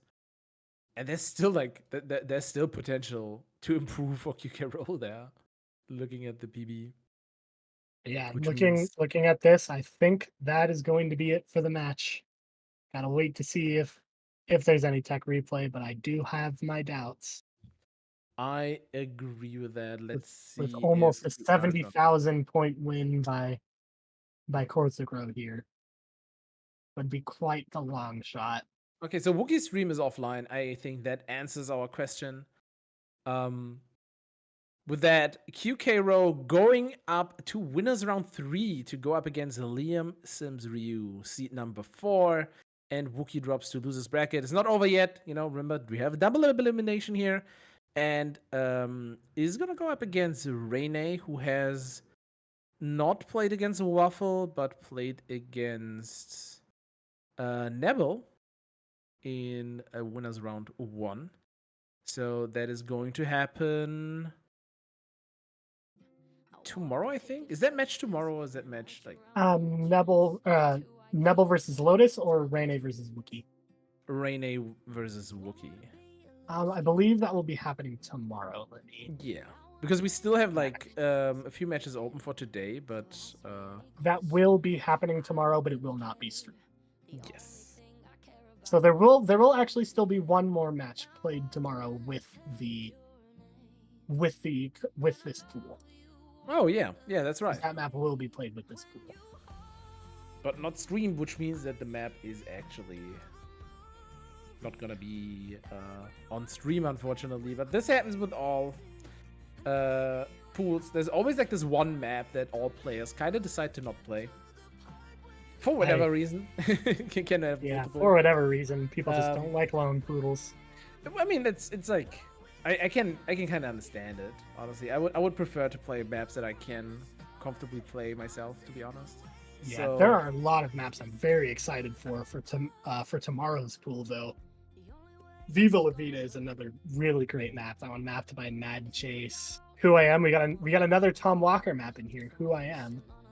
That one I believe is mapped by Nebel Monster. Yes, Who I Am correct. Who will be playing against Lotus? I believe he's playing him right now. Let me check what the current state of that match is. Lotus is currently winning 2-1. I'm just kidding. Now it's 2-2. looking in right at That one's gonna go to a time, tiebreaker. Tiebreaker time for them is that's a Tiebreaker with Wide Awake too. they did ban fucking perfect. I just wanted to see, like, because if fucking perfect would have been the tiebreaker, I would have said let's watch it, but I don't think this is gonna be the necessary step here.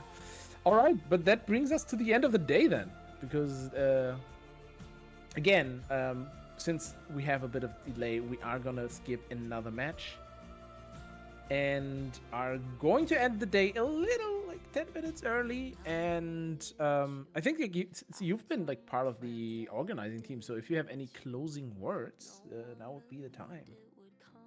Yeah, I'm personally just extremely excited to be able to see what these finals are going to look like, how Kortzik Rowe is going to be able to do. I am very impressed with some of his gameplay there, particularly on maps like The Edge and Industry Baby.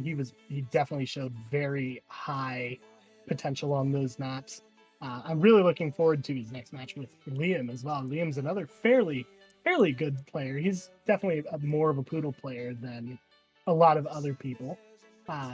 Very excited to see that. I really love this new map pool too. Some of these maps are some of my favorite maps in the pool. Giants and Viva La Vida, Hourglass, and Another Burn. Those four are like they're amazing maps. I'm really happy this tournament is actually happening and that we're getting to see it. It's amazing. Yeah, I definitely agree. I always like to see special tournaments, like none of the. I mean, regular tournaments are also nice if you just have like a all-rounding tournament, but just having something special, because like usually Poodle players don't really get to shine in tournaments. Kind of similar to, like, for example, we had the challenge journey earlier. So stuff like this I really like. So I'm also super happy to see this.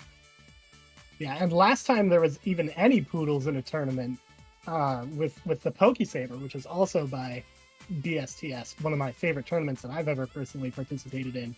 That got Sertso to start grinding Poodles. Sertso wasn't even a Poodles player before that tournament, but now he's the #1 Poodle player, and it's not even particularly close. I was gonna say, pretty insane. Sertso is like, it's insane how quickly he just took over the scene. I'm easily predicting him to be able to win upper division bracket. I don't even think it's gonna be really competition. The best competition is gonna be who gets second place.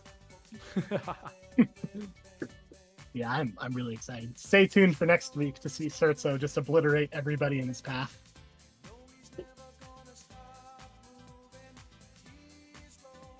So with that, we are gonna go and raid Thinking Swag. So once you're there, go ahead and spread the love and don't spam. Force him to play too much. Poodle's maps. Yes, definitely, definitely. Just request Poodles, like all of them. You know, actually, you know, here's what you're gonna do. You're gonna go and you're gonna request fucking perfect, so that you can see the map being played by a player who's not in this tournament, That's but a great idea. All right, so I am I'm happy for the day, and I'm going to say goodbye now. Yeah. Take Goodbye, care, chat. everybody.